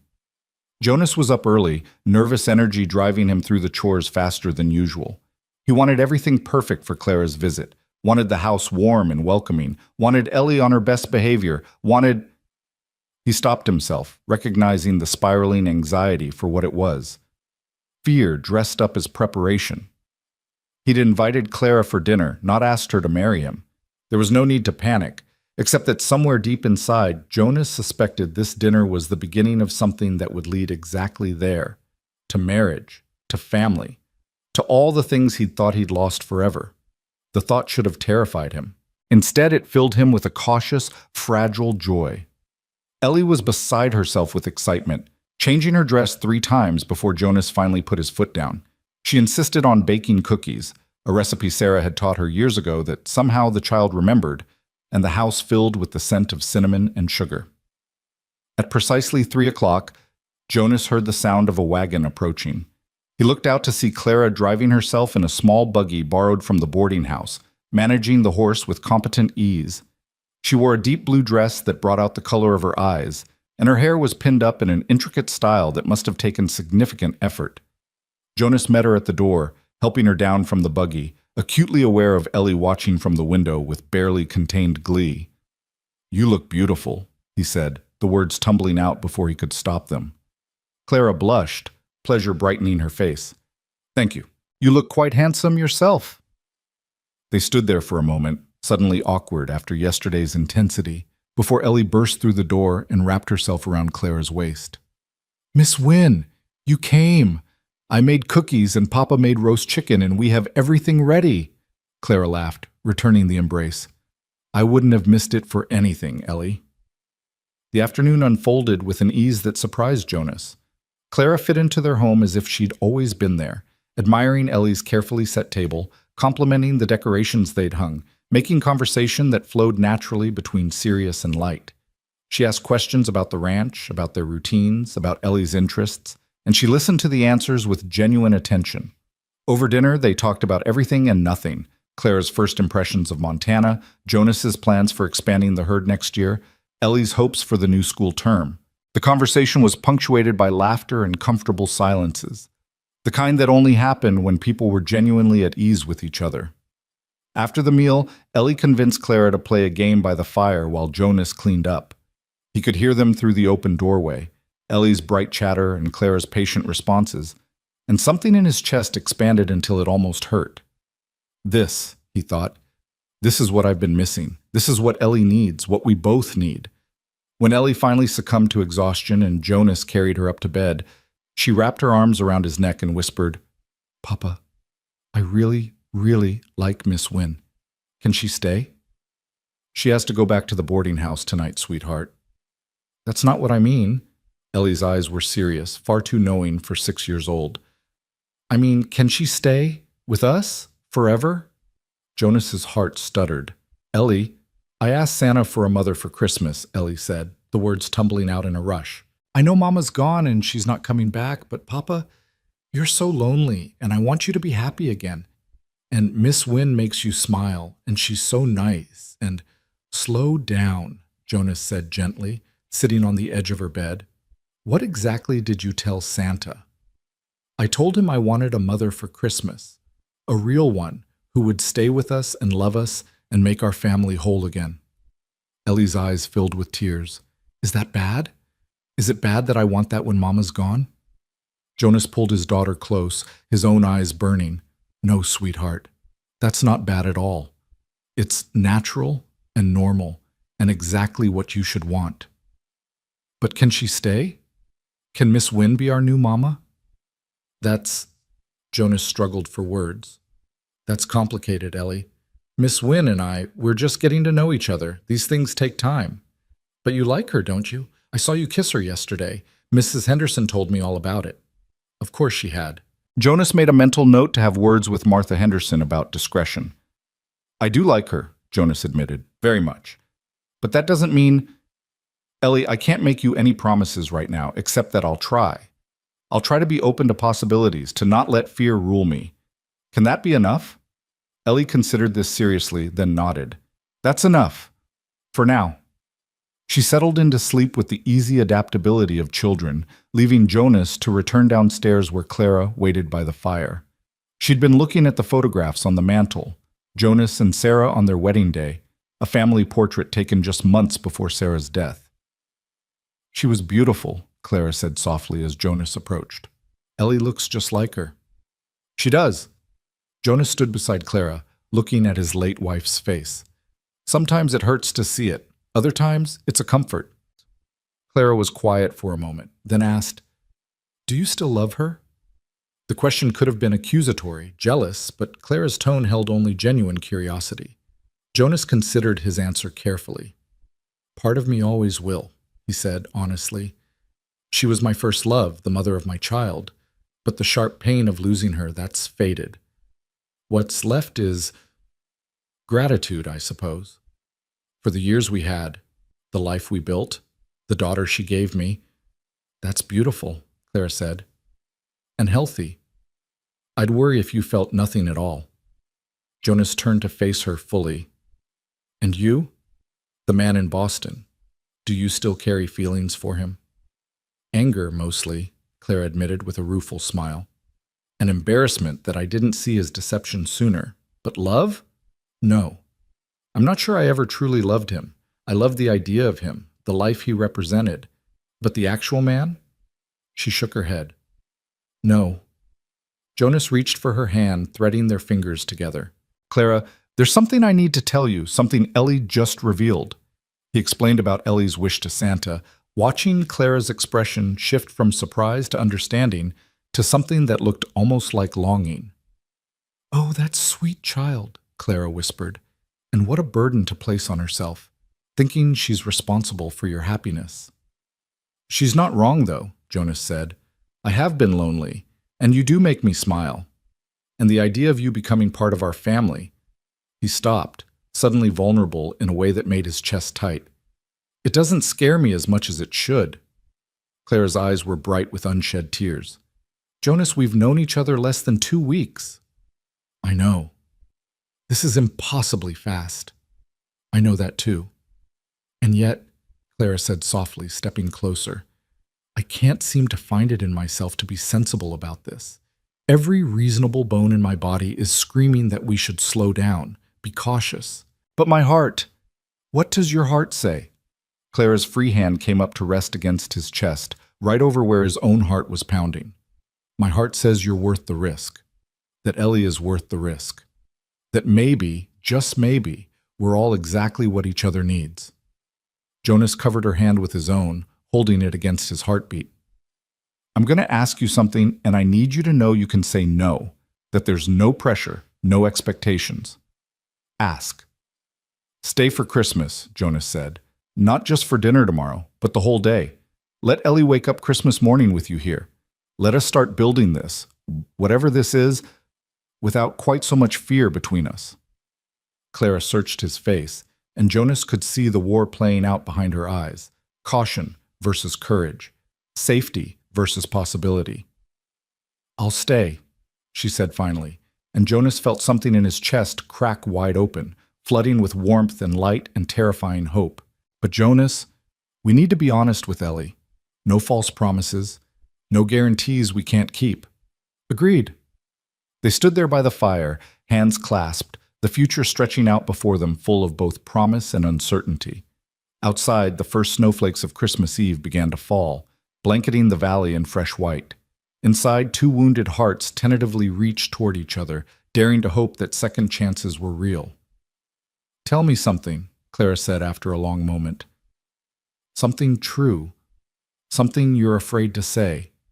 Jonas took a breath, then let the truth tumble out. "I'm afraid I'm not enough, that I can't give you the life you deserve, that my grief has damaged me too much, that I'll disappoint you somehow, and you'll leave, and Ellie will be devastated, and I won't survive losing someone else. He stopped, the words catching. "Someone you what?" Clara prompted gently. "Someone I'm falling in love with," Jonas finished quietly. "Even though it's too soon and too fast, and probably completely insane." Clara's breath caught. "Jonas!" "Your turn," he interrupted. "Tell me something true." Clara's smile was tremulous, her eyes bright. "I'm falling in love with you too, and it terrifies me because I came here to avoid exactly this, to avoid putting my heart in someone else's hands. But with you, with Ellie, it feels different. It feels like coming home." They came together in a kiss that was different from the one in the snow, slower, deeper, full of promise rather than desperation. When they finally pulled apart, both breathing hard, Jonas rested his forehead against Clara's. "Merry Christmas, Clara Wynne." "Merry Christmas, Jonas Merrick." They settled onto the sofa, Clara tucked against Jonas's side, watching the fire burn low while snow continued to fall outside. Neither spoke, both simply existing in the moment, in the miraculous possibility of new beginnings. And upstairs, tucked safe in her bed, Ellie Merrick slept with a smile on her face, her Christmas wish already halfway to coming true. Jonas woke on Christmas morning to find weak winter sunlight streaming through his bedroom window and the sound of excited whispers drifting up from downstairs. For a moment, he simply lay there, disoriented by the unfamiliar lightness in his chest, before memory came flooding back. Clara had stayed. Clara was downstairs with Ellie right now, probably being subjected to an enthusiastic tour of Christmas stockings and the modest gifts Jonas had managed to gather. He dressed quickly, running a hand through his hair and telling himself the flutter of nerves in his stomach was ridiculous. This was just Christmas morning, just breakfast with his daughter, and a woman he'd known for barely 2 weeks. A woman he'd admitted to falling in love with just hours ago. The flutter intensified. When Jonas reached the bottom of the stairs, he stopped, arrested by the scene before him. Clara sat cross-legged on the floor in front of the fireplace, still wearing the dress from yesterday. Slightly rumpled now, but somehow making her look more real, more accessible. Ellie was nestled against her side, and they were examining the contents of Ellie's stocking with serious concentration. "And this is a hair ribbon," Ellie was explaining. "Papa always gets me one for Christmas because he says Mama loved pretty ribbons." "It's beautiful," Clara replied, running the red silk through her fingers. "And very practical, too. Would you like me to show you a new way to tie it?" "Yes, please." Jonas cleared his throat, and both heads turned toward him. Ellie's face lit up like a candle. "Papa, Merry Christmas. Look, Miss Wynne stayed. She's still here." "I see that." Jonas moved into the room, his eyes meeting Clara's over his daughter's head. "Merry Christmas, Ellie girl. Merry Christmas, Clara." "Merry Christmas," Clara replied, and something in her smile made Jonas's heart do that ridiculous flutter again. They spent the morning in a haze of simple joy. Jonas made his traditional Christmas breakfast, flapjacks with butter and molasses, while Clara and Ellie set the table with exaggerated care. They exchanged modest gifts, and Jonas watched with quiet pleasure as Clara unwrapped the warm wool scarf he'd commissioned from Mrs. Henderson, her eyes going soft when she realized he'd remembered her mentioning the cold. Clara's gift to Ellie was a beautiful leather-bound journal with blank pages. "For writing your own stories," Clara explained, "or drawing pictures or keeping track of your thoughts, whatever you like." Ellie clutched it to her chest like treasure, and Jonas saw his daughter's eyes fill with the kind of wonder that made his throat tight. Clara's gift to Jonas was more practical, a new pair of work gloves, clearly expensive, probably bought with money she couldn't really spare. But it was the note tucked inside that made Jonas's breath catch. "For building new things. With hope for the future, see." After breakfast, they bundled up and ventured outside to build a snowman in the yard. Ellie insisted it needed a family: a papa snowman, a mama snowman, and a little girl snowman. Jonas and Clara exchanged a look over Ellie's head that was equal parts amused and terrified, but they built what she requested, watching as Ellie carefully arranged stick arms so the snow parents appeared to be holding hands. "She's not subtle, is she?" Clara murmured as Ellie ran off to find the perfect stones for eyes. "Never has been," Jonas replied. He hesitated, then added, "Does it bother you? The expectation she's already building?" Clara was quiet for a moment, her breath misting in the cold air. "It should, probably. It's too much pressure too soon. But Jonas, when I look at her, when I look at both of you, all I feel is this overwhelming sense of rightness. Like I've been traveling my whole life and finally arrived where I was supposed to be all along." Jonas reached for her hand, squeezing gently. "I feel it too, and it scares the hell out of me." "Good," Clara said, surprising him. "If we weren't scared, we wouldn't be taking this seriously enough. Fear means we understand what's at stake." They were interrupted by Ellie's return, triumphantly bearing perfect pebbles for the snowman family's eyes. The rest of the morning passed in a blur of play and laughter, and Jonas couldn't remember the last time his face had hurt from smiling so much. By early afternoon, the temperature had dropped enough that they retreated indoors. Ellie immediately claimed Clara for a tea party with her dolls, leaving Jonas to prepare a simple supper. He worked in the kitchen, listening to the sound of Ellie's bright chatter and Clara's patient responses, and felt something settle in his chest that he hadn't even realized was unsettled. This could be his life. This warmth, this completeness, this sense of family that had been missing for so long. All he had to do was be brave enough to reach for it. As evening approached and the sky began to darken, Ellie's energy finally flagged. She curled up on the sofa between Jonas and Clara, fighting sleep with the stubbornness of a child who didn't want Christmas to end. "Tell me a story," she mumbled, her head resting against Clara's shoulder. "What kind of story?" Clara asked, stroking Ellie's hair with gentle fingers. "A princess story, but not a regular one. One where the princess is brave and saves people." Clara glanced at Jonas, a question in her eyes. He nodded encouragement, curious to hear what she'd create. "Once upon a time," Clara began, her voice taking on the cadence of a practiced storyteller, "there was a princess who lived in a tall tower in a faraway kingdom. But this princess wasn't waiting to be rescued. She was learning everything she could about the world, reading books, studying stars, practicing sword fighting when no one was watching."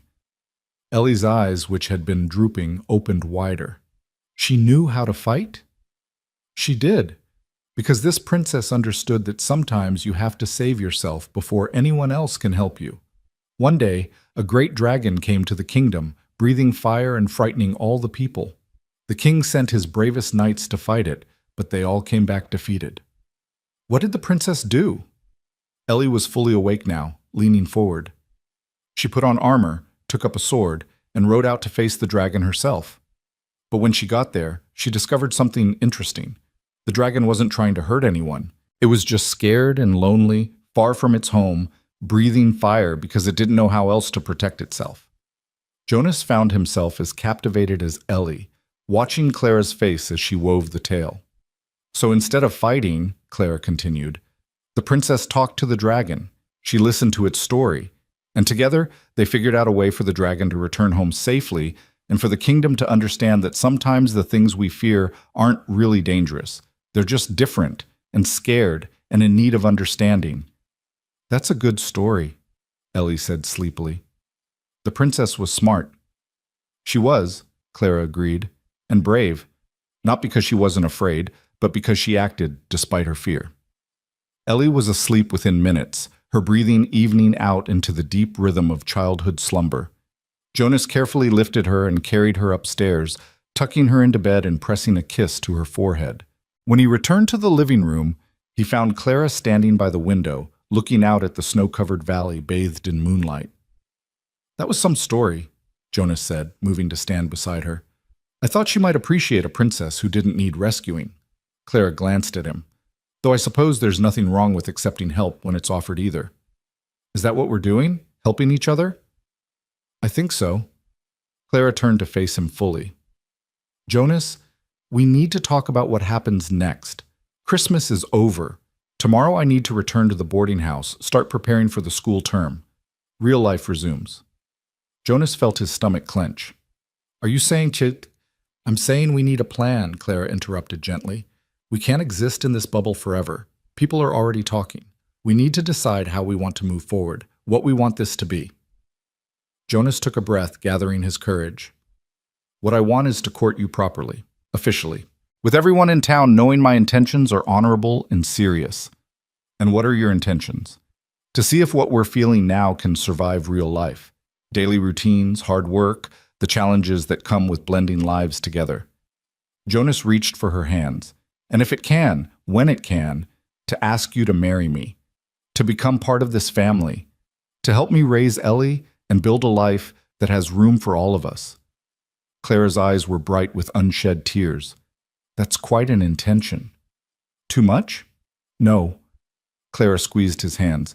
Not too much. Terrifying, but not too much. Jonas, I need you to understand something. I'm not Sarah. I'll never be Sarah. I can't replace her, and I won't try. I'm not asking you to, Jonas said firmly. Sarah was my past. You're my future. They're not the same thing, and they don't need to be. And Ellie? She's already building expectations. What if we try this and it doesn't work? What if I'm not what she needs, or what you need, or... Jonas silenced her with a kiss, gentle and reassuring. When he pulled back, he kept his forehead resting against hers. What if it does work? He countered. What if you're exactly what we need, and we're exactly what you need? What if we stop being so afraid of failure that we don't even try? Clara let out a shaky laugh. When did you become the brave one? About the time I watched you walk into a burning barn without hesitation. Jonas pulled back enough to meet her eyes. You taught me something, Clara. You taught me that courage isn't the absence of fear. It's choosing to act despite it. So I'm choosing to act. I'm choosing to court you, to pursue this relationship, to see where it leads. The question is, are you willing to choose the same thing? For a long moment, Claire just looked at him, her sharp eyes searching his face for something Jonas hoped she'd find. Then, slowly, her expression softened into something that looked remarkably like joy. Yes, she said simply. Yes, I'm willing to choose this. To choose you. To choose the possibility of us. They sealed the decision with another kiss, this one deeper, full of promise and commitment. When they finally separated, both slightly breathless, Jonas felt lighter than he had in years. So Clara said, a hint of laughter in her voice. How exactly does one court properly in Montana territory? I'm afraid my Boston etiquette might not translate. Jonas grinned. Well, first I take you to church on Sunday with Ellie. Let the whole town see us sitting together. Then maybe Sunday supper with your landlady present as chaperone. Afternoon drives when the weather permits. Evening visits with Ellie as permanent chaperone. Very proper, very respectable. Sounds dreadfully boring, Clara teased. Oh, I don't know, Jonas replied, pulling her closer. I suspect you could make even propriety interesting. They talked long into the night, making plans and sharing dreams. Clara spoke of the school she wanted to build, not just a place for learning letters and numbers, but a community center where ideas could flourish. Jonas talked about expanding the ranch again, maybe hiring help come spring so he'd have more time for other pursuits. They discussed Ellie's education, the repairs still needed on the schoolhouse, the rhythms of ranch life that Clara would need to understand. It was practical and romantic all at once, grounding their feelings in the reality of daily life while still leaving room for the magic of new love. As midnight approached, Jonas finally, reluctantly, suggested that Clara should get some rest. They'd need to make the drive back to town early tomorrow, and propriety demanded she not spend another night under his roof unchaperoned, Christmas miracle or not. Will you regret this? Clara asked as she gathered her things. In the morning, when you've had time to think clearly, will you wish you'd been more cautious? Jonas took her face in his hands, making sure she could see the certainty in his eyes. The only thing I'll regret is wasting 3 years being afraid. I'm done with that, Clara. I'm done letting fear make my decisions. Clara smiled, rising on her toes to kiss him softly. Then I'll see you tomorrow, and every day after that, you'll have me. Jonas walked her to the guest room where she'd slept the night before, propriety satisfied, if barely. At the door, he caught her hand one more time. Clara, thank you for staying, for taking a chance on us, for being exactly who you are. Thank you for letting me in, Clara replied, for trusting me with your heart and with Ellie's. I won't take that trust lightly. Jonas returned to his own room but found sleep elusive. His mind spun with everything that had happened, everything that might happen. Just 2 weeks ago, he'd been a man frozen in grief, going through the motions of life without really living. Now he was planning a future, making room in his heart for new love, daring to hope for happiness. It was terrifying and exhilarating in equal measure. The next morning dawned cold and bright. Jonas made breakfast while Clara helped Ellie dress, and the three of them shared one last meal before the demands of real life intruded. Ellie chattered about all her Christmas gifts, about the Snow family in the yard, about how she couldn't wait for school to start so she could learn more stories like the one Miss Wynne had told. The drive into town was quiet, Ellie dozing between them, worn out from 2 days of excitement. Jonas kept stealing glances at Clara, memorizing the way morning light caught in her auburn hair, the peaceful expression on her face, the way she absently stroked Ellie's hair as the child slept. This is real, he kept thinking. This is actually happening. I'm not just surviving anymore. I'm living. When they reached the boarding house, Mrs. Henderson was waiting on the porch with a knowing smile that made Jonas's ears burn. Merry Christmas, Mr. Merrick, she called out cheerfully. I trust Miss Wynne had a pleasant holiday? Very pleasant, thank you, Clara replied with admirable composure, though Jonas noticed the faint blush on her cheeks. The Merricks were most hospitable. I'm sure they were. Mrs. Henderson's eyes twinkled with barely suppressed amusement. Well, come inside, dear. I've kept your breakfast warm. Before Clara could step away, Jonas caught her hand. Tomorrow? I'll come by after church? Tomorrow, Clara confirmed, squeezing his fingers. Then with a glance at Mrs. Henderson and a decision that made Jonas's heart swell, she leaned up and kissed his cheek in full view of her landlady and anyone else who might be watching. Thank you for everything, Jonas. I'll see you soon. She disappeared into the boarding house, leaving Jonas standing by the wagon with a sleeping Ellie and a heart so full he thought it might overflow. The weeks that followed fell into a rhythm that Jonas had never imagined could be his. Every day he'd complete the ranch work, then drive into town to continue repairs on the schoolhouse. Clara would be there waiting, and they'd work side by side while Ellie explored or practiced her letters in the journal Clara had given her. On Sundays, they attended church together. Jonas, Ellie, and Clara sitting in the Merrick family pew while the town watched with barely concealed interest. Afterwards, they'd have dinner at the boarding house with Mrs. Henderson playing chaperone, though the older woman had a convenient tendency to disappear when she deemed privacy appropriate. Jonas took Clara on afternoon drives when weather permitted, showing her the valley he'd lived in all his life, pointing out landmarks and sharing stories. Clara shared her own stories in return, about Boston, about her family, about the dreams she'd set aside when she'd tried to fit herself into someone else's expectations. "I always wanted to teach," she confessed one afternoon, as they sat overlooking the valley from a high ridge, "but my mother thought it was beneath me. She wanted me to marry well, to run a household, to be an ornament to some successful man's life. Teaching was supposed to be a hobby at best, not a vocation." "And the man you were engaged to?" Jonas asked. "Did he support your teaching?" Clara laughed bitterly. "He thought it was charming, like a child playing at being grown up. He fully expected me to give it up once we married." "Then he was a fool." Jonas took her hand, threading their fingers together. "Your teaching isn't a hobby or a game. It's who you are. Anyone who can't see that doesn't deserve you." Clara turned to look at him, her eyes soft. "You see me clearly, don't you? Not what you want me to be, but who I actually am." "I try," Jonas replied. "Same as you see me. Not the grieving widower everyone expects me to stay, but the man I'm becoming, the man I want to be." These conversations became the foundation of their courtship, honest, sometimes uncomfortable, always authentic. They talked about their fears and hopes, about their pasts and potential futures.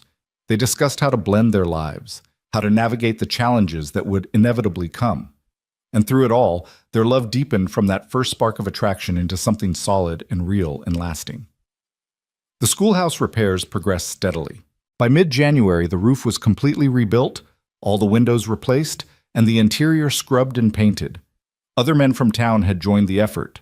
Dave Peterson, still grateful for the rescue of his horses, contributed lumber and labor. The Henderson boys helped with the heavy lifting. Even old Dutch Schmidt came by to repair the desks with the skill of a craftsman. Clara watched it all with barely concealed emotion, and Jonas understood why. The town wasn't just building her a schoolhouse. They were welcoming her, accepting her as one of their own, showing her that she'd found a place where she belonged. One evening in late January, as they stood in the completed schoolhouse admiring the work, Clara turned to Jonas with tears streaming down her face. "It's perfect," she whispered. "It's everything I dreamed of and more." Jonas pulled her close, holding her while she cried happy tears against his shoulder. "You did this," he said. "You inspired people to care again, to invest in something bigger than themselves. This isn't just a building, Clara. It's a future. For Ellie and all the other children who'll learn here. That's your gift to this town." "Our gift," Clara corrected, pulling back to look at him. "I couldn't have done any of this without you, without all of you." The school term began the first week of February, and Jonas had never seen Clara more animated. She threw herself into teaching with a passion that was beautiful to witness, and Ellie bloomed under her instruction. The other children adored her too. Clara had a gift for making learning feel like adventure rather than obligation. Jonas would pick Ellie up from school each afternoon, and he'd watch Clara with her students, seeing yet another facet of this remarkable woman he'd fallen in love with. She was patient but firm, creative but structured, encouraging but honest. She saw each child as an individual and adapted her teaching to meet them where they were. "She's really something, isn't she?" Dave Peterson commented one afternoon as they both waited for their children. "You're Clara." Jonas felt warmth bloom in his chest at the possessive. "She really is." "So when are you going to make it official?" Dave asked bluntly. "The whole town's waiting for you to ask her proper. You've been courting near on 2 months now. That's plenty long enough to know your own mind." Jonas knew Dave was right. He'd known for weeks that he wanted to marry Clara, wanted to build a life with her, wanted to wake up every morning with her beside him. The question wasn't whether to ask, but when and how. He wanted it to be special, meaningful, something Clara would remember for the rest of her life, and he had an idea of exactly how to do it. The next Sunday after church, Jonas approached Clara with studied casualness. "Would you like to go for a ride this afternoon? There's a place I want to show you." Clara smiled, that warm expression that still made his heart skip. "I'd love to. Should I bring Ellie?" "If you don't mind, Mrs. Henderson offered to keep her for the afternoon. Seems she's teaching Ellie to knit." Something flickered in Clara's eyes. Awareness, perhaps, that this invitation was different somehow. "All right then. Just the two of us." Jonas picked her up at 2 o'clock, and they drove out of town toward the high ridge that overlooked the valley. It was the same place he'd brought her weeks ago, but today felt different. The late winter sun was warm despite the cold air, and the valley spread below them like a patchwork quilt of white and brown. Jonas helped Clara down from the wagon, then led her to the edge of the ridge where the view was most spectacular. "This is my favorite place in the world," he said quietly. "My father brought me here when I was a boy and told me that someday all of this would be mine to protect and preserve. When I married Sarah, I brought her here and made the same promise, that I'd build a life worth living in this valley, a legacy worth passing to our children." Clara listened silently, her hand in his, waiting. "After Sarah died, I didn't come here for 3 years," Jonas continued. "Couldn't bear it. This place represented the future, and I'd convinced myself I didn't have one anymore. Just an endless present to endure." "But you came back," Clara said softly. "I did, with you. And for the first time since losing Sarah, I could see a future again. Not the one I'd planned with her, but a different one. Just as real, just as valuable." Jonas turned to face Clara fully, taking both her hands in his. "Clara, you've given me back my life. You've shown me how to be brave again, how to hope again. You've helped me see that having loved and lost doesn't mean I can't love again." Clara's eyes were bright with tears. "Jonas, let me finish," he interrupted gently. "I know it's only been 2 months. I know by Boston standards that's impossibly fast. But out here, we live by different rules. We trust our hearts because life's too short and too hard not to. And my heart is telling me with absolute certainty that you're meant to be part of this family, that you're meant to be here, in this valley, building a future with me and Ellie." He released one of her hands to reach into his pocket, pulling out a small velvet box. Clara's breath caught as he opened it to reveal a simple gold band set with a single sapphire. "It was my grandmother's," Jonas said. "The only piece of jewelry from the old country that survived the journey west. My father gave it to my mother, and she gave it to me before she died, told me to save it for someone special, someone worthy of the Merrick name and all it represents." "Jonas," Clara whispered, tears spilling down her cheeks now. "Are you—" "Clara Wynne," Jonas said, his voice steady despite the pounding of his heart. "Will you marry me? Will you become my wife, Ellie's mother, a partner in building this ranch and this life? Will you take a chance on a Montana cowboy who's done being afraid of the future?" For a moment, Clara just stared at him, tears streaming freely, her expression a mix of joy and disbelief and something that looked like awe. Then she laughed through her tears, a sound of pure happiness. "Yes," she said, the word coming out choked with emotion. "Yes, Jonas Merrick, I'll marry you. I'll be your wife and Ellie's mother and your partner in everything. I'll take that chance, and I'll never regret it." Jonas slipped the ring onto her finger with trembling hands, and then they were in each other's arms, kissing with a passion tempered by tenderness, sealing a promise that would bind their lives together. When they finally pulled apart, both laughing and crying at once, Clara held up her hand to watch the sapphire catch the sunlight. "It's beautiful," she said, "and it fits perfectly." "Like you," Jonas replied. "You fit perfectly into our lives, into my heart." They stood on that ridge for a long time, holding each other, looking out over the valley that would be their home, talking about wedding dates and future plans and all the dreams they'd build together. The sun began its descent toward the horizon, painting the sky in shades of pink and gold, and Jonas felt a peace settle over him so complete it was almost physical. This was right. This was meant to be. Clara was his second chance, his new beginning, proof that love could bloom even in the hardest winters. As they drove back to town in the fading light, Clara leaned against his shoulder, the ring gleaming on her finger. "We should tell Ellie first," she said, "before anyone else. She deserves to know her Christmas wish came true." Jonas pressed a kiss to the top of her head. "She's going to be over the moon." "I hope so." Clara's voice held a hint of nervousness. Jonas, I want to be clear about something. I'm not trying to replace her mother. I could never do that. But I want to love her as my own, if she'll let me. Is that all right? It's more than all right, Jonas assured her. It's exactly what both of us need.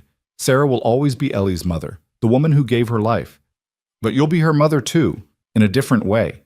The woman who helps her grow up, who guides her, who's there for all the moments Sarah can't be. There's room in a child's heart for both. Trust me. When they collected Ellie from Mrs. Henderson's, Jonas caught his daughter's eye and nodded slightly. Ellie's eyes went wide, darting between her father's face and the ring on Clara's finger. Papa? Her voice was small, hopeful, barely daring to believe.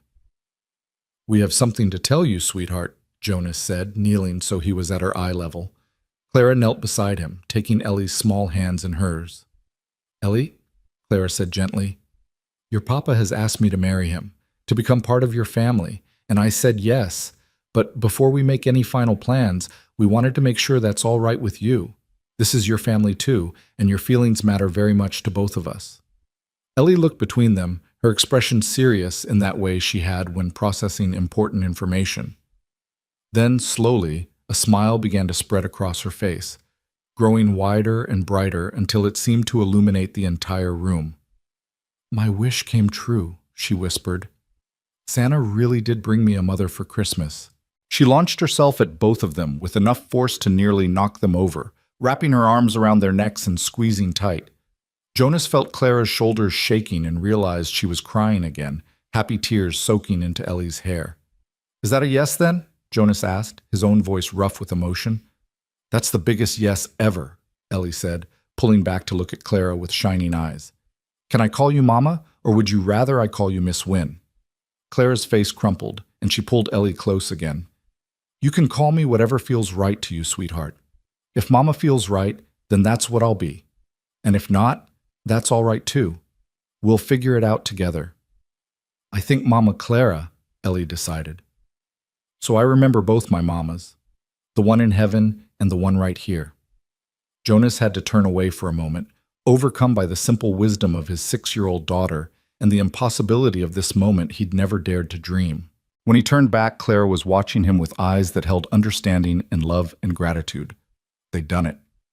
They'd pushed past fear and grief and caution to reach for something better. They'd chosen courage over safety, hope over despair, love over loneliness. And somehow, impossibly, it had all worked out. The news spread through Redemption Creek like wildfire, and the town's reaction was overwhelmingly positive. Mrs. Henderson immediately began planning an engagement party. Martha Peterson started organizing a quilting circle to make wedding gifts. The men at the general store clapped Jonas on the back and offered congratulations with genuine warmth.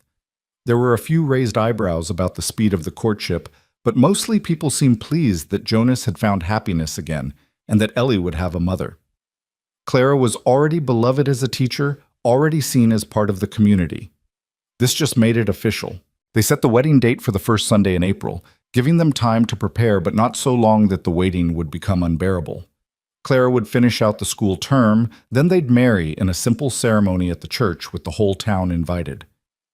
In the weeks that followed, Jonas felt like he was living in a dream. He and Clara planned their future with careful attention to practical details, where she'd sleep until the wedding, how to combine their possessions, what changes might be needed to make the ranch house truly theirs rather than just his. They talked about expanding the herd, about Clara continuing to teach, about giving Ellie siblings if they were blessed with more children. Everything was falling into place with a rightness that still sometimes took Jonas's breath away. The frozen cowboy who'd existed for 3 years was gone, replaced by a man who smiled easily, who looked forward to each new day, who'd learned that second chances were real if you were brave enough to reach for them. And through it all, Ellie bloomed. She had her Mama Clara now, and a future full of possibilities stretched before her. Her Christmas wish had come true in the best possible way, bringing joy not just to herself, but to everyone she loved. Winter began its slow retreat from Montana territory, and with it came the promise of spring. New beginnings, fresh starts, and a future brighter than anything Jonas Merrick had dared to imagine on that snowy Christmas night when a little girl whispered a wish and a brave woman walked into his life. The weeks between the engagement and the wedding passed in a blur of preparation and anticipation. Jonas found himself caught between wanting time to slow down so he could savor every moment of this journey and wanting to race forward to the day when Clara would finally, legally, permanently be his wife. March arrived with the first whispers of spring, patches of bare ground appearing where snow had melted, the sound of water running in the creeks, birds returning from their southern migrations. The ranch began to wake up from its winter sleep, and Jonas threw himself into the work with renewed energy. He was building more than just a ranch now. He was building a home, a future, a legacy for the family he was creating. Clara continued teaching through the weeks, but she spent every weekend at the ranch, learning the rhythms of ranch life and helping Jonas plan the expansion he'd put off for so long.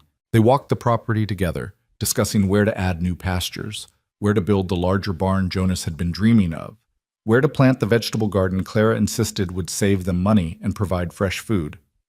"You're nesting," Martha Henderson teased one Sunday after church, watching Clara describe her garden plans with animated gestures. "It's sweet to see." Clara blushed but didn't deny it. "I've spent my whole life in cities and towns. The idea of growing our own food, of being self-sufficient, it's exciting, different from anything I've known." "It's also hard work," Martha warned, though her tone was kind. "Ranch life isn't easy, especially for someone who didn't grow up with it."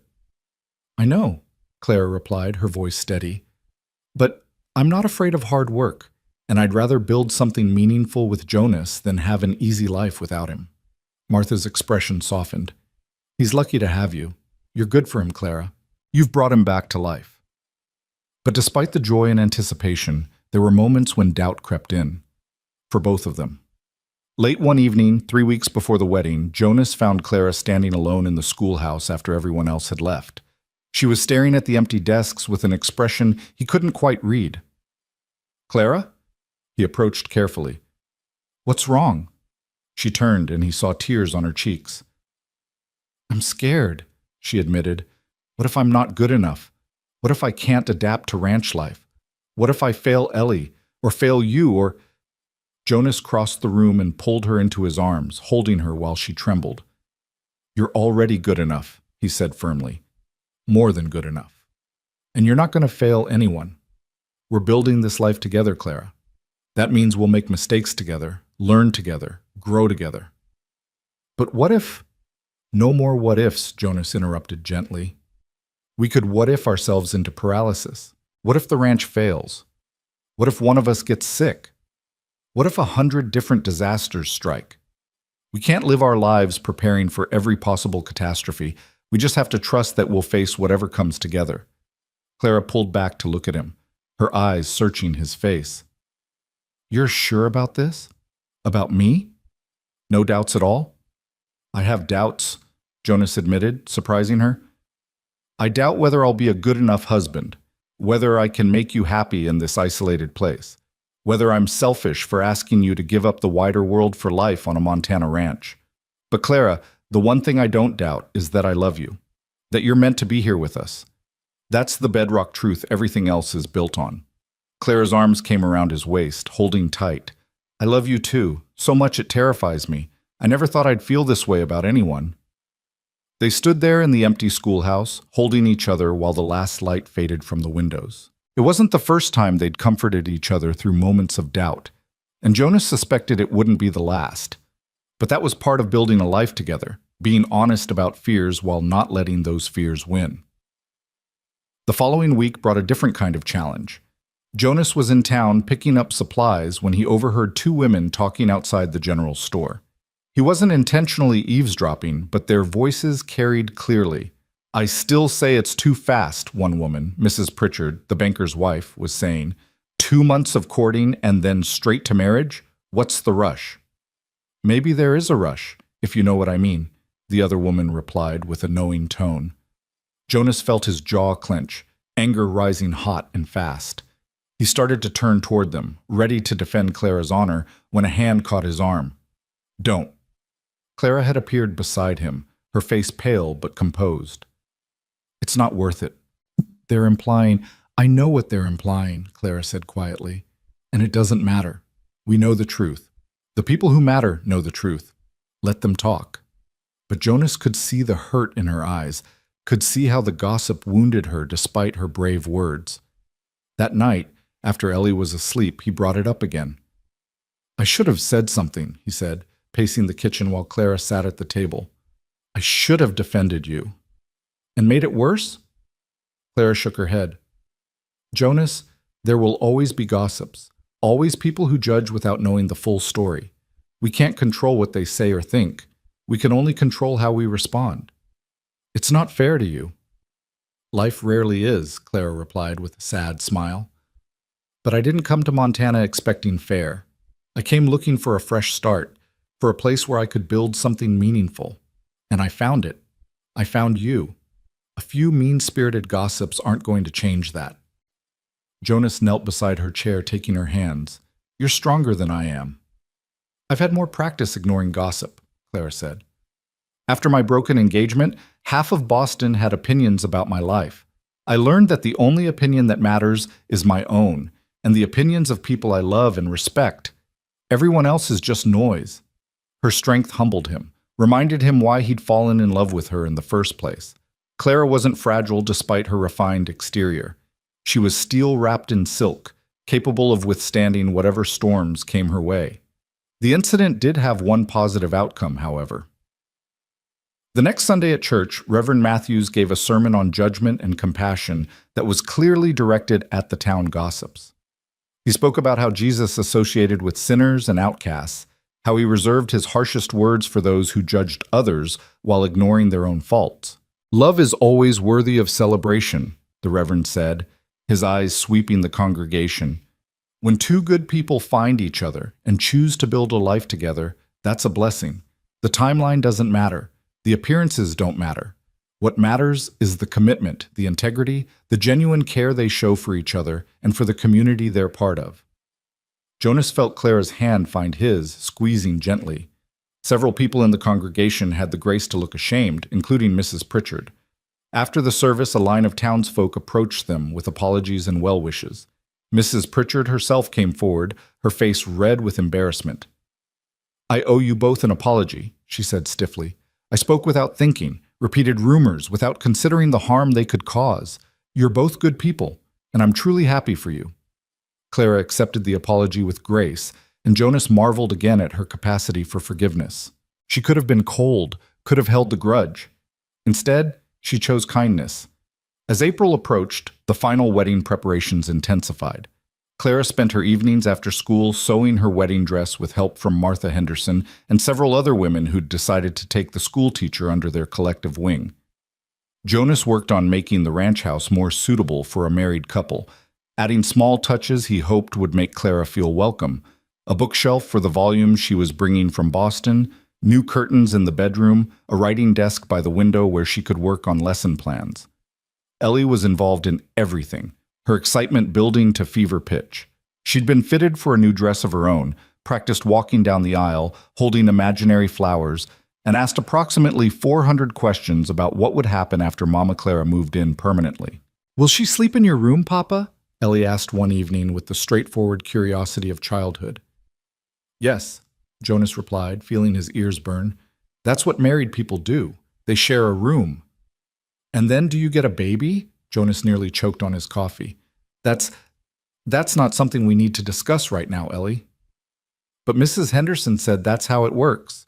First you get married, then you share a room, then God blesses you with babies." Ellie's expression was perfectly innocent. "I'd like a baby brother or sister. Do you think Mama Clara would like that too?" "I think," Jonas said carefully, "that's something Mama Clara and I will discuss privately. And if we're blessed with more children, you'll be the first to know. But right now, let's focus on the wedding, all right?" Ellie accepted this with the easy adaptability of children, moving on to her next question without missing a beat. But later, when Clara arrived for dinner, Jonas pulled her aside and mentioned the conversation. Clara laughed, though her cheeks were pink.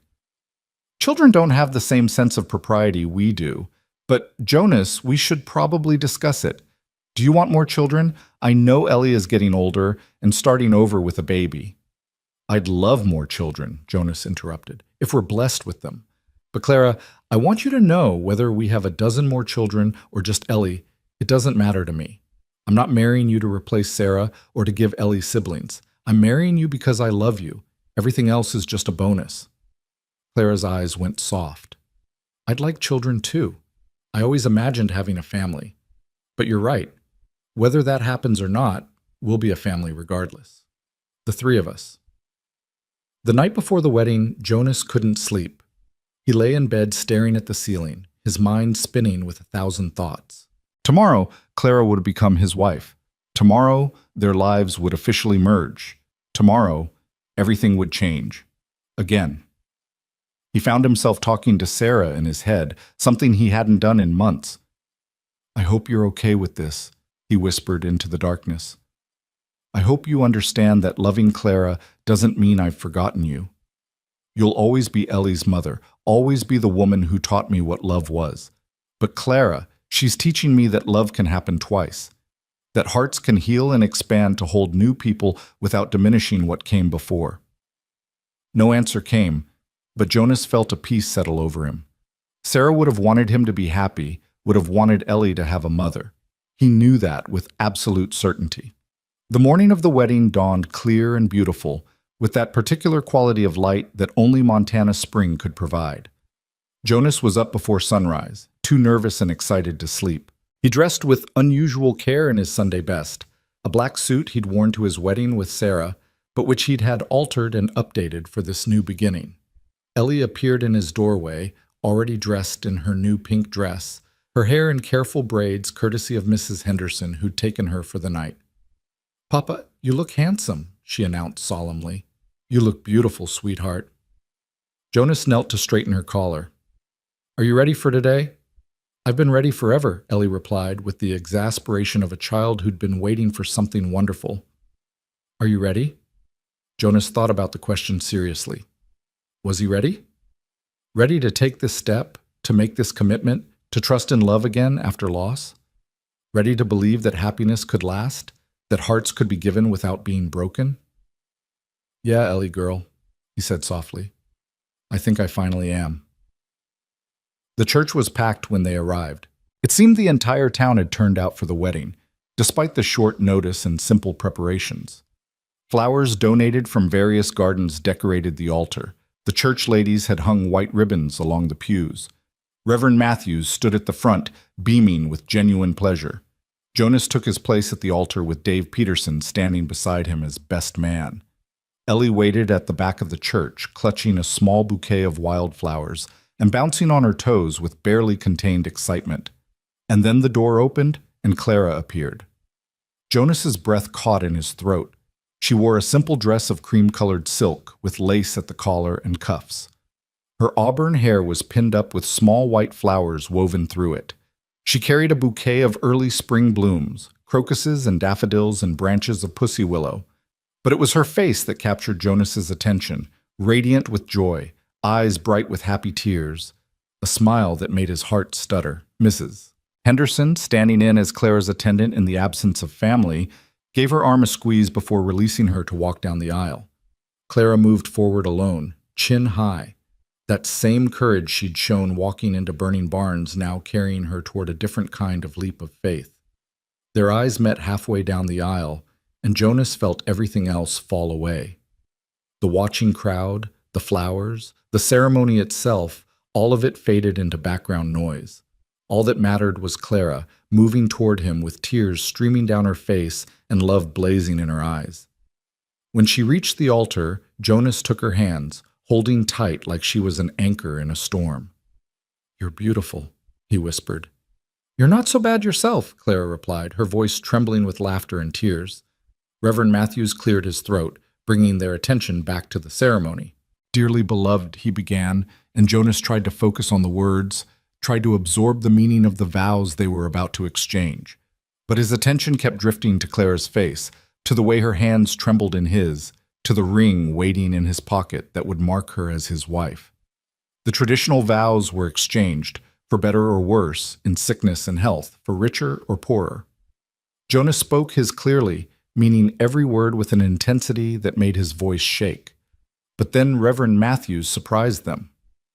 I've asked Jonas and Clara to share their own vows as well, he said, promises specific to the life they're building together. Jonas hadn't known Clara was going to do this. He looked at her in surprise, and she smiled apologetically. I hope you don't mind, she said softly. But there were things I needed to say. She turned to face him fully, still holding his hands, her eyes locked on his. Jonas Merrick, she began, her voice steady now despite the tears. I vow to honor the past while building our future. I will never try to erase Sarah's memory or take her place in Ellie's heart. Instead, I'll create my own place beside it, loving your daughter as my own while respecting the mother she lost.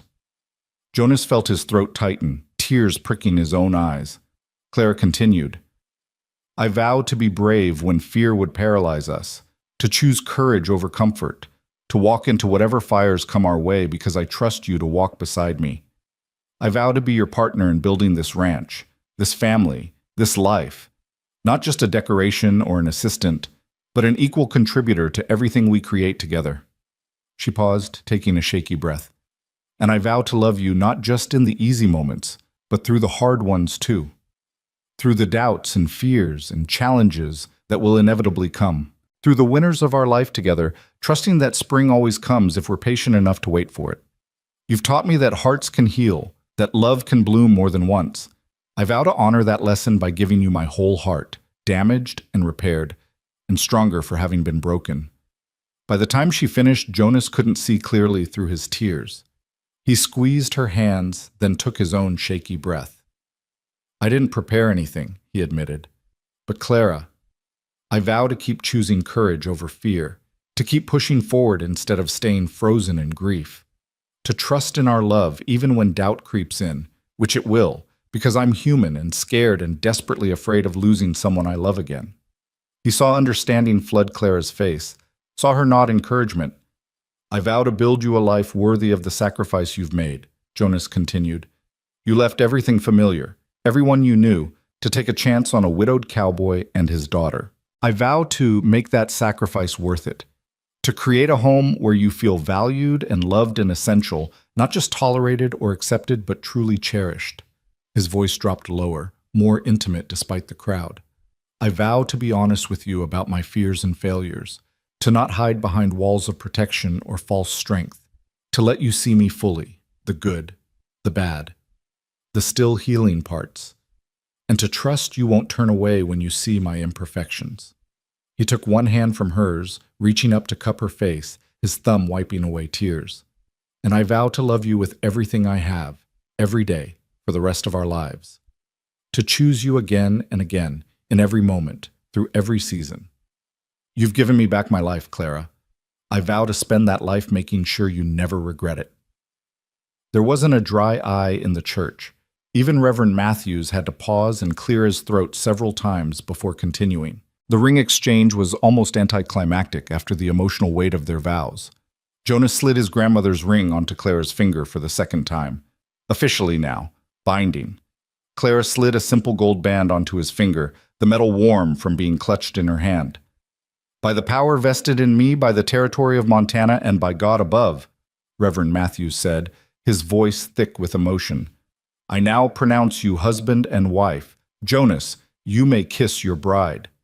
Jonas pulled Clara into his arms and kissed her with every ounce of love and promise and hope he had in him. The congregation erupted in cheers and applause, but Jonas barely heard it. All his focus was on the woman in his arms, his wife, his partner, his second chance at happiness. When they finally pulled apart, both breathless and grinning, Ellie launched herself at them with a shriek of joy. Mama Clara, Papa, we're a real family now. They wrapped her in their embrace, the three of them forming a tight circle while the church celebrated around them. Jonas looked over Ellie's head to meet Clara's eyes, saw the same overwhelming joy reflected there that he felt in his own chest. This was it. This was the moment everything changed, the moment the frozen cowboy truly thawed, the moment the cautious schoolteacher fully committed, the moment a little girl's Christmas wish came completely true. The reception was held in the church hall, with tables laden with food contributed by every family in town.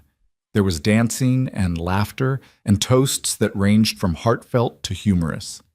Dave Peterson gave a speech about how Jonas had saved his horses and found love in the same breath, causing both the bride and groom to blush furiously.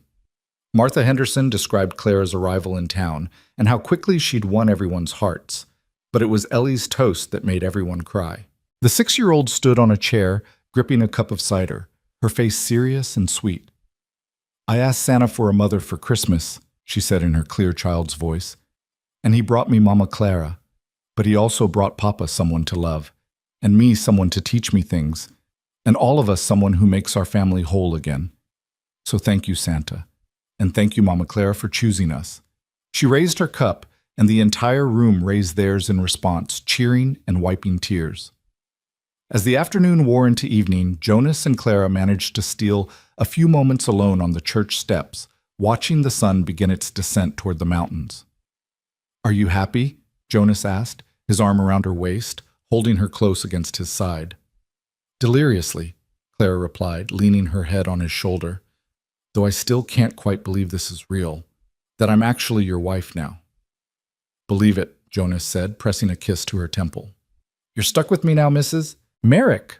Clara smiled at the name. "Mrs. Merrick. I like the sound of that."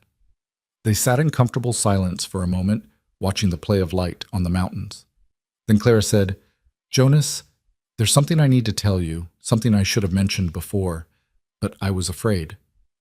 Jonas's stomach clenched. "What is it?" Clara turned to face him, taking his hands. "I'm not wealthy. In fact, I'm fairly poor. The money I got from selling my jewelry paid for my journey here and little else. I don't have a dowry to bring to this marriage, no savings to contribute. Everything I own fits in 2 trunks. I'm bringing nothing material to this partnership, just myself and my ability to teach," and Jonas stopped her with a kiss, gentle and reassuring. "Clara, I don't care about money or dowries or what you can bring materially. You're bringing yourself, your mind, your courage, your heart. That's worth more than any amount of money. We'll build our wealth together, from the ground up. That's how it should be." Clara's eyes filled with tears again. "I don't deserve you." "We deserve each other," Jonas corrected. 2 broken people who were brave enough to heal together. As darkness fell, they returned to the party long enough to say their goodbyes and endure good-natured teasing about their wedding night. Then they collected Ellie, who would be staying with the Hendersons for the night, and prepared to head home to the ranch. But Ellie had one more surprise for them.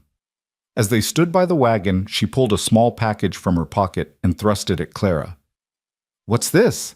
Clara asked, carefully unwrapping the brown paper. Inside was a hand-drawn picture. 2 adult figures and 1 small one standing in front of a house with mountains in the background. Above them, written in Ellie's careful printing, "Our family." "I made it for you," Ellie said shyly. "So you'd always remember that we're a family now, forever." Clara pulled Ellie into a fierce hug, crying openly now. "Thank you, sweetheart. It's the most beautiful gift I've ever received. I'll treasure it always." After dropping Ellie at the Hendersons, Jonas and Clara made the drive to the ranch in the gathering darkness. The conversation was sparse, both of them suddenly aware that they were truly alone for the first time as husband and wife, that tonight would mark a new intimacy in their relationship. When they reached the ranch house, Jonas helped Clara down from the wagon with unusual formality, but instead of immediately going inside, Clara caught his hand. "Can we stay out here for a moment? Look at the stars." They stood in the yard, looking up at the vast Montana sky blazing with stars. The air was cold, but not bitter, carrying the promise of true spring on the breeze.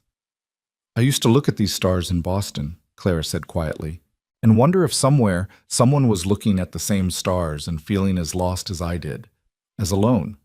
I never imagined that person might be here waiting for me, about to become my whole future." Jonas pulled her close, wrapping his coat around both of them. "I used to look at these stars and see only emptiness, everything above, nothing below but loneliness. Now when I look at them, I see possibility, beauty, hope." They stood there for a long time, holding each other under the stars, before finally going inside to begin their life together, in truth. The house was warm, a fire crackling in the hearth, candles lit throughout the rooms. Jonas had prepared everything earlier, wanting Clara to feel welcomed, cherished. "It's perfect," Clara whispered, taking in the flowers on the table, the fresh linens, the small touches that spoke of care and anticipation. Jonas, thank you for all of this, for taking a chance on me, for letting me into your heart. Jonas cupped her face in his hands, looking into eyes that held his entire future. Thank you for being brave enough to take that chance, for coming all this way, for choosing us. They came together in a kiss that held everything, promises and hope and love and desire and the sweet relief of finally being home. When they eventually made their way upstairs, it was with the knowledge that they were building something new together, something that honored the past while embracing the future. Spring bloomed fully over the following weeks, transforming the valley into a riot of green and color. Clara settled into ranch life with remarkable ease, balancing her teaching duties with learning the practical skills needed to be a rancher's wife. Jonas watched with admiration as she threw herself into everything, learning to milk the cow, to tend the chickens, to preserve food and manage a household. But she also brought changes that improved their lives in ways Jonas hadn't anticipated. She reorganized the house with efficient practicality, making everything more functional. She started the vegetable garden she'd planned, enlisting Ellie's help in planting seeds and teaching her about where food came from. She brought books and learning into their daily routine, reading aloud in the evenings and encouraging conversations about ideas and dreams. Most importantly, she loved them, fully, completely, without reservation. She loved Ellie as her own daughter, patient with her questions and firm with her misbehavior, celebrating her successes and comforting her failures. She loved Jonas with a passion tempered by tenderness, supporting his dreams while gently pushing him to grow beyond his comfortable boundaries. One evening in late May, as they sat on the porch watching the sunset, Clara made an announcement that stopped Jonas's breath. "I'm pregnant," she said quietly, her hand resting on her still flat stomach. "About 6 weeks along, the doctor thinks." Jonas stared at her, his mind spinning. A baby. They were having a baby. He was going to be a father again. How do you feel about it?" he managed to ask. Clara smiled, that radiant expression that still made his heart skip. Terrified, thrilled, overwhelmed, grateful, all of it at once. She turned to him, taking his hand. "Is it too soon? I know we've only been married 2 months, and maybe we should have waited." Jonas kissed her, cutting off the worried words. "It's perfect timing. Any time would be perfect timing. Clara, we're going to have a baby." The wonder in his voice made Clara laugh through happy tears. "We are. Due sometime in January, the doctor thinks." "Ellie's going to be over the moon." "I know." Clara leaned against him, both of them watching the last light fade from the sky. "Jonas, I'm so happy. Happier than I ever thought possible. You've given me everything I didn't even know I wanted. A home, a family, a purpose beyond just existing." "You've done the same for me," Jonas replied, his arm tightening around her. "You've taught me how to live again, how to love again, how to believe in futures instead of just surviving the present." They told Ellie the next morning over breakfast. Her reaction was everything they'd hoped for and more. Pure, unfiltered joy that had her jumping and shrieking and asking 100 questions about when the baby would arrive and whether it would be a boy or girl and if she could help take care of it. "You're going to be a big sister," Clara said, pulling Ellie into her lap despite the child's wriggling excitement. "That's a very important job. It means helping us, teaching the baby things, being patient when they cry, loving them even when they're annoying." "I can do that," Ellie said seriously. "I'm very good at important jobs." The summer passed in a haze of joy and hard work. Jonas hired 2 ranch hands to help with the expansion, finally accepting that he couldn't manage everything alone. Clara taught through the summer session, though Jonas noticed her energy flagging as the pregnancy progressed. By August, she'd stopped teaching to focus on preparing for the baby and managing the household. The town rallied around them again just as they had for the wedding. The church ladies organized a quilting bee to make baby blankets. Martha Henderson hosted a baby shower that Clara attended with bemused gratitude, overwhelmed by the generosity of their community. Dave Peterson built a beautiful wooden cradle as a gift, presenting it with gruff pride. As fall arrived and Clara's belly swelled with obvious pregnancy, Jonas found himself filled with a contentment so complete it sometimes scared him. Life had become almost too good, and some superstitious part of him worried that such happiness couldn't last, that fate would find a way to balance the scales. But Clara, sensing his fears during one of their late-night conversations, took his hand and placed it on her stomach, where the baby was kicking. "Feel that?" she said softly. "That's life, Jonas. Real, tangible, continuing life. We're creating a future together. Nothing about that is too good to be true. It's just true." Jonas felt the flutter of movement under his palm, his child, their child, growing strong and healthy. And in that moment, he finally let go of the last remnants of fear. He chose to trust in the happiness they'd built, to believe it would last, to stop waiting for disaster and start simply living. Winter came early that year, arriving in November with heavy snows and bitter cold. Clara's pregnancy had progressed beautifully, though she grew more uncomfortable as the baby got larger. By December, she was restricted to the house, unable to manage the icy conditions outside. But inside, the house was warm and full of life. Ellie helped Clara bake Christmas cookies, standing on a stool to reach the counter, flour dusting her face and hands. Jonas strung lights and hung decorations while Clara directed from her chair by the fire. They sang carols and told stories and counted down the days until both Christmas and the baby's arrival. On Christmas Eve, exactly 1 year after Clara had first come to dinner at the ranch, they sat together by the fire, Ellie between them, watching snow fall outside the windows. "Do you remember last Christmas?" Clara asked, her hand resting on her very pregnant belly. "When you invited me here for the first time?" "I remember being terrified," Jonas admitted. "Terrified of what I was feeling, what it might mean, where it might lead. And now?" Jonas looked at his wife, her belly round with their child, her face glowing in the firelight, their daughter dozing against her side, and felt his heart overflow. "Now I'm just grateful," he said. "Grateful for Ellie's wish, for your courage, for second chances. Grateful for every day I get to spend with you both." Clara reached for his hand, threading their fingers together. "A year ago, I was alone in a boarding house in a strange town, wondering if I'd made the biggest mistake of my life coming here. Now I'm sitting in my home with my husband and daughter, about to welcome another child, surrounded by love I never imagined possible. If this is a mistake, I never want to be right." Ellie stirred, blinking sleepily. "Is it Christmas yet?" "Not yet, sweetheart," Clara said, stroking her hair.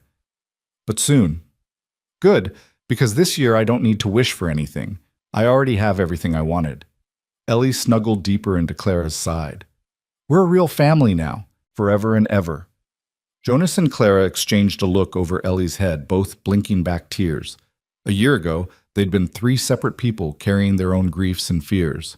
Now they were a family, bonded by love and choice and the courage to hope. 2 weeks later, on a frigid January morning, Clara went into labor. The birth was long and difficult, with Jonas pacing the floor downstairs while the doctor and Mrs. Henderson attended Clara upstairs. Ellie stayed with the Petersons, kept away from the intensity of childbirth, but anxiously awaiting news. When Jonas was finally called upstairs, the sun was rising, painting the room in shades of gold and pink. Clara lay exhausted in their bed, her hair damp with sweat, her face pale but radiant, and in her arms, wrapped in one of the quilts the church ladies had made, was a tiny baby. "It's a girl," Clara said softly, as Jonas approached with trembling steps. "A daughter, for both of us." Jonas sat carefully on the edge of the bed, looking down at the impossibly small face, the tiny hands curled into fists, the rosebud mouth. His daughter, their daughter. "She's perfect," he whispered, his voice breaking. "Absolutely perfect." "Would you like to hold her?" Jonas took the baby with careful reverence, cradling her against his chest. She was so light, so fragile, so utterly precious. Tears streamed down his face as he looked at this new life they'd created together. "What should we name her?" Clara asked. Jonas had been thinking about this for months, waiting for this moment. "Sarah Hope," he said quietly. "Sarah for my first wife, who gave me Ellie. Hope for what you've given me, the ability to believe in futures again."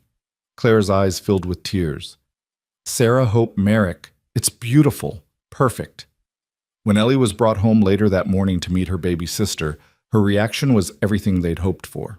She climbed carefully onto the bed, peering at the tiny bundle with wide eyes.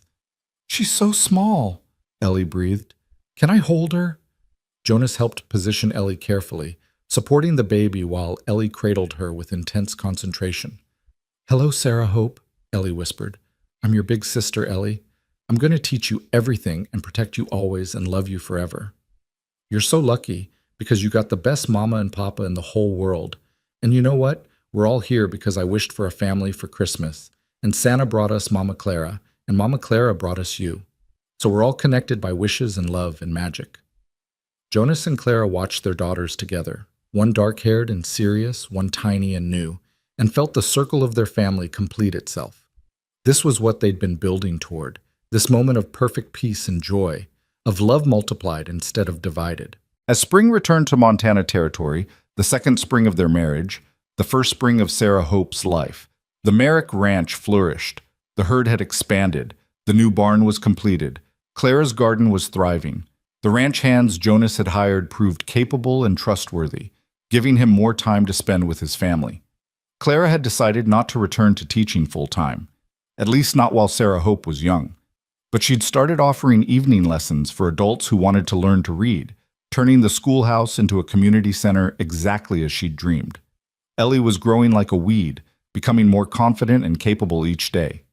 She doted on her baby sister with fierce devotion, and Jonas often found her standing by the cradle, singing the lullabies Clara had taught her or telling baby Sarah Hope stories about their family. One evening in late April, Jonas stood on the porch watching the sun set over the valley, while Clara nursed Sarah Hope in the rocking chair beside him, and Ellie played in the yard. The air was warm, filled with the scent of new growth and possibility. "What are you thinking about?" Clara asked softly. Jonas turned to look at her, his wife, nursing their daughter, the evening light making her glow like something holy. "I'm thinking about how close I came to missing all of this. If Ellie hadn't made that wish, if you hadn't been brave enough to come to Montana, if I hadn't found the courage to let you in, we were both so close to staying frozen, staying safe, staying alone." "But we didn't," Clara said. "We chose courage over fear. We chose each other." "Best decision I ever made." Jonas moved to sit on the porch step, close enough to touch Clara's knee. "You know what the amazing thing is? I thought my life was over when Sarah died. Thought I'd used up my allotment of happiness. But this, you, our life together, it's different from what I had before, but it's not less. It's just new." Another chapter instead of the end of the story. Clara reached down to stroke his hair, her touch gentle. "That's what second chances are, Jonas. They're not replacements for what we lost. They're new beginnings built on the foundation of our experiences. We love better because we've lost before. We appreciate more because we know how quickly things can change. We're braver because we've survived the worst and came out the other side." Ellie ran up to the porch, her face flushed from playing. "Papa, Mama, Clara, can we have a story before bed?" "Of course, sweetheart," Clara replied. "Go wash up and put on your nightgown. We'll be inside in a minute." As Ellie ran inside, Clara and Jonas sat in comfortable silence, listening to the evening sounds of their ranch, cattle lowing in the distance, horses nickering in the barn, the wind sighing through the new leaves on the trees. "Do you ever regret it?" Jonas asked suddenly. "Leaving Boston, leaving your old life, coming all this way to end up on a ranch in the middle of nowhere with a cowboy and his baggage." Clara looked down at the baby in her arms, then out at the valley spread before them, then finally at Jonas. Her smile was soft and certain. "Not for a single second," she said. "This isn't nowhere, Jonas. This is home. You're not baggage. You're my husband, my partner, my love. And this life we're building? It's everything I ever wanted and nothing I knew to wish for. So no, I don't regret it. I'd make the same choice 1,000 times over." Jonas felt his throat tighten with emotion. Even after more than a year of marriage, Clara still had the power to undo him with her words. "I love you," he said simply, "more than I can ever properly express." "I know," Clara replied, her eyes shining. "I love you too. Now come inside." "Our daughter is waiting for her story, and I think it's your turn to tell it." They went inside together. Jonas, Clara, baby Sarah Hope, and Ellie, gathering in the living room for their nightly ritual. Jonas settled into his chair with Ellie on his lap, while Clara nursed the baby nearby. Outside, the last light faded from the sky, but inside, the house glowed with warmth and love. "Tell the one about the cowboy and the teacher," Ellie requested, as she did most nights now. Jonas pretended to think about it. "Let's see. Once upon a time, there was a lonely cowboy who lived in a valley with his young daughter. They were sad because they'd lost someone they loved, and the cowboy had forgotten how to hope for better days." "And then what happened?" Ellie prompted, even though she knew the story by heart. "Then one Christmas, his daughter made a wish. She asked Santa for something the cowboy thought was impossible. But sometimes," Jonas continued, catching Clara's eye across the room, "the impossible finds a way to happen anyway. A brave teacher came to town from far away, and she showed the cowboy how to be brave too, how to take chances, how to believe in second chances and new beginnings." "And they fell in love," Ellie said with satisfaction. "They did. And they got married, and they had a baby, and they built a life together that was different from what either of them expected, but better than anything they'd dreamed. And they lived happily ever after," Ellie finished triumphantly. Jonas smiled, pressing a kiss to his daughter's head. "Not just happily ever after, sweetheart. They lived fully ever after. Every day, choosing courage and love and hope over fear and loneliness and grief. That's the real magic. Not that everything became perfect, but that they became brave enough to build something beautiful, despite knowing how quickly things can change." Later, after both girls were asleep and Jonas and Clara lay in bed together, Clara spoke into the darkness. "Thank you," she said softly. "For what?" "For choosing me, for letting me choose you, for building this life with me, for Sarah Hope and for Ellie, and for every day we get to wake up together, for all of it." Jonas pulled her close, breathing in the familiar scent of her hair, feeling the solid warmth of her body against his. "The thank you goes both ways, Clara. You gave me back my life. You taught me how to thaw out, how to feel again, how to trust that happiness can last. You gave me a second chance at fatherhood, at marriage, at being whole. I'll spend the rest of my life being grateful for that." They fell asleep wrapped in each other's arms, secure in their love and in the family they'd built together. Outside, the Montana stars blazed overhead, bearing witness to the miracle that had begun one snowy Christmas with a little girl's wish and a cowboy's trembling hope. Years later, when people asked Jonas about how he met his wife, he'd smile and say it was all thanks to Ellie. That his daughter had wished for a mother for Christmas, and somehow, impossibly, Santa had delivered. Clara would laugh and add that sometimes the greatest gifts are the ones we're brave enough to reach for ourselves. And Ellie, growing older but still believing in the magic of that Christmas, would remind everyone that wishes only come true when you're willing to work for them. That her papa had found love again because he'd chosen courage over fear.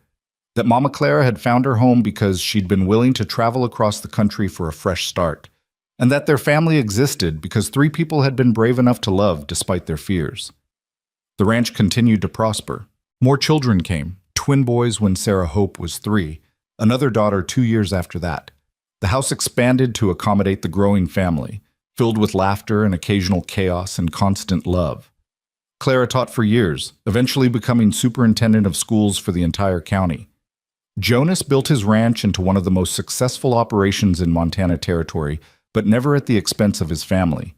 And every Christmas they'd gather by the fire, however many of them there were by then, and remember that snowy December night when everything changed. When a little girl's wish, a cowboy's courage, and a teacher's hope had come together to create something beautiful and lasting and true. Because that's what second chances look like. Not perfect, but precious. Not without challenges, but filled with love worth fighting for. Not the end of old stories, but the beginning of new ones. And Jonas Merrick, the cowboy who thought his heart was frozen forever, lived the rest of his days grateful for the Christmas miracle that had taught him how to thaw. Grateful for the woman who'd taken a chance on a grieving widower and his daughter. Grateful for every moment of the full, rich, joyous life they'd built together. His Christmas wish, like Ellie's, had come true in ways more wonderful than he'd ever imagined possible. He'd found love again, built a family again, learned to hope again, and he discovered that hearts are infinitely expandable, capable of holding both grief and joy, both past and future, both the memories of what was lost and the celebration of what was found. That was the real miracle of Christmas. Not that wishes were granted by magic, but that people were brave enough to make them come true through love and courage and the willingness to try again despite fear. And in a small valley in Montana Territory, that miracle happened every day in the lives of the Merrick family, proof that second chances were real if you were bold enough to reach for them. The end.